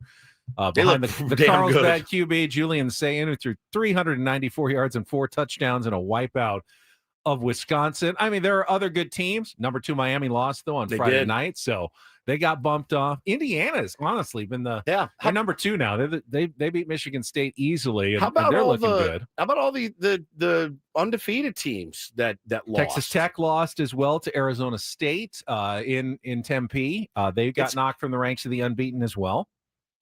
LSU, they weren't undefeated, but they lost to Vanderbilt. Vanderbilt's legit. They look really lost good to Alabama, but otherwise they're legit. And watch out for Alabama. They won 4 straight against ranked teams now. They're kind of back with the 37-20 win over Tennessee. They are definitely looking like they'll be a playoff threat under Kalen DeBoer in his second season. It's a little chaotic in college football right now. Is it kind of what you want? I mean, there's a piece. Well, with all those undefeateds losing, it opens up a lot. It's unlikely, but they wrote, John Wilner wrote in the UT this morning, if San Diego State ran the table and there was some chaos in the American Athletic Conference, it's possible San Diego State could get to the college football playoff. Yeah, it's unlikely, but it's not impossible if they won the rest of their games. Their one loss to Washington State doesn't look quite as bad as Washington State has played top 10 teams really tough, or top 20 teams really tough the last couple of weeks. Shouldn't have lost maybe either of them. Ended up losing them both, but it's not looking like that bad of a loss. We'll see. They play Fresno State at 12:30 on Saturday. It's a road game. It's a tough game. We'll see how they start the second half of their season, but currently tied for first place in the Mountain West. Boise State, who won over UNLV over the weekend, they'll have to come to Snapdragon later in the season. So you get Boise State on your home turf, gives you a chance at least to think about running the table, but it's one game at a time right now. It's already a dramatic improvement from last year, and something to be very happy about if you're Sean Lewis and the Aztecs. But let's turn our attention to the 2 best words in sports, Ben. Game 7. And the 2 worst words in sports if you're a fan of the Toronto Blue Jays or the Seattle Mariners. Our pal Softy in Seattle is going through it. And he is going through it hard right now. Obviously, a big M's fan his entire life. Oh, my gosh. Game 7 tonight. Who's on the bump again? It's Kirby. And as of last night, they didn't announce anyone. I saw it's going to be Shane Bieber. Morning. Okay. I believe that. That makes sense. Who do you like? Yeah, Shane Bieber. I have no earthly idea how to handicap this game. None. 0. I mean, they're at home. Toronto's favored slightly. Slightly favored. But that's just because they're at home. And we know that in the history of baseball, in the series. That's right. Really has no bearing. Home or road in a game 7. It's like 50-50 over the course of baseball history. Could go either way. It's whichever team hits the home run, finds the power in the home run. And both teams are more than capable of doing it. Which one will actually do it? That's how it'll decide the game. It's such an awful game. We told you about Eugenio Suarez. He had that grand slam. Then he made a couple errors. Didn't have a great game. How about Cal Raleigh? The season he's had goes 3 strikeouts, a double play, and a throwing error that led to a run. Cal Raleigh, I mean, it's just such an unfair game. I think it's also to point out, even though they lost 6-2, they had chances. Bases loaded. They did. Two consecutive innings. Double plays. Yeah. I mean, see, I think that's why I'm picking Seattle. Okay. They of the last 4 games, I just feel like, Toronto has won 3 of them. You're right. But it's a bold pick. Actually. But I still think when you say it like that, it's a bold pick. But in all the games in Toronto, Seattle won the first 2, and they had plenty of chances in that one. I think they'll have their chances tonight. I think they get it done. Kirby, because I don't want to face the possibility of those Seattle fans going home. Well, ask the question. Disappointed again. Ask the question: who's better equipped to beat the Los Angeles Dodgers? The Dodgers are the only team I think that can beat the Dodgers. But at this point, you think the Blue Jays? I think both actually. have the star power. Yeah. Woo! Mama. I maybe the Blue Jays right now, unless Seattle's pitching starts looking like Seattle's pitching again, they're toast. But they haven't been. They've just been looking weak. Fun show, boys. All right, we will talk about it tomorrow morning at 6 a.m. That's it for us. For executive producer Paul Reindl and Stephen Woods, I'm Ben Higgins. Braden coming up next. Don't go away. Have a great rest of your Monday from all of us on San Diego's #1 sports station, 97.3 The Fan.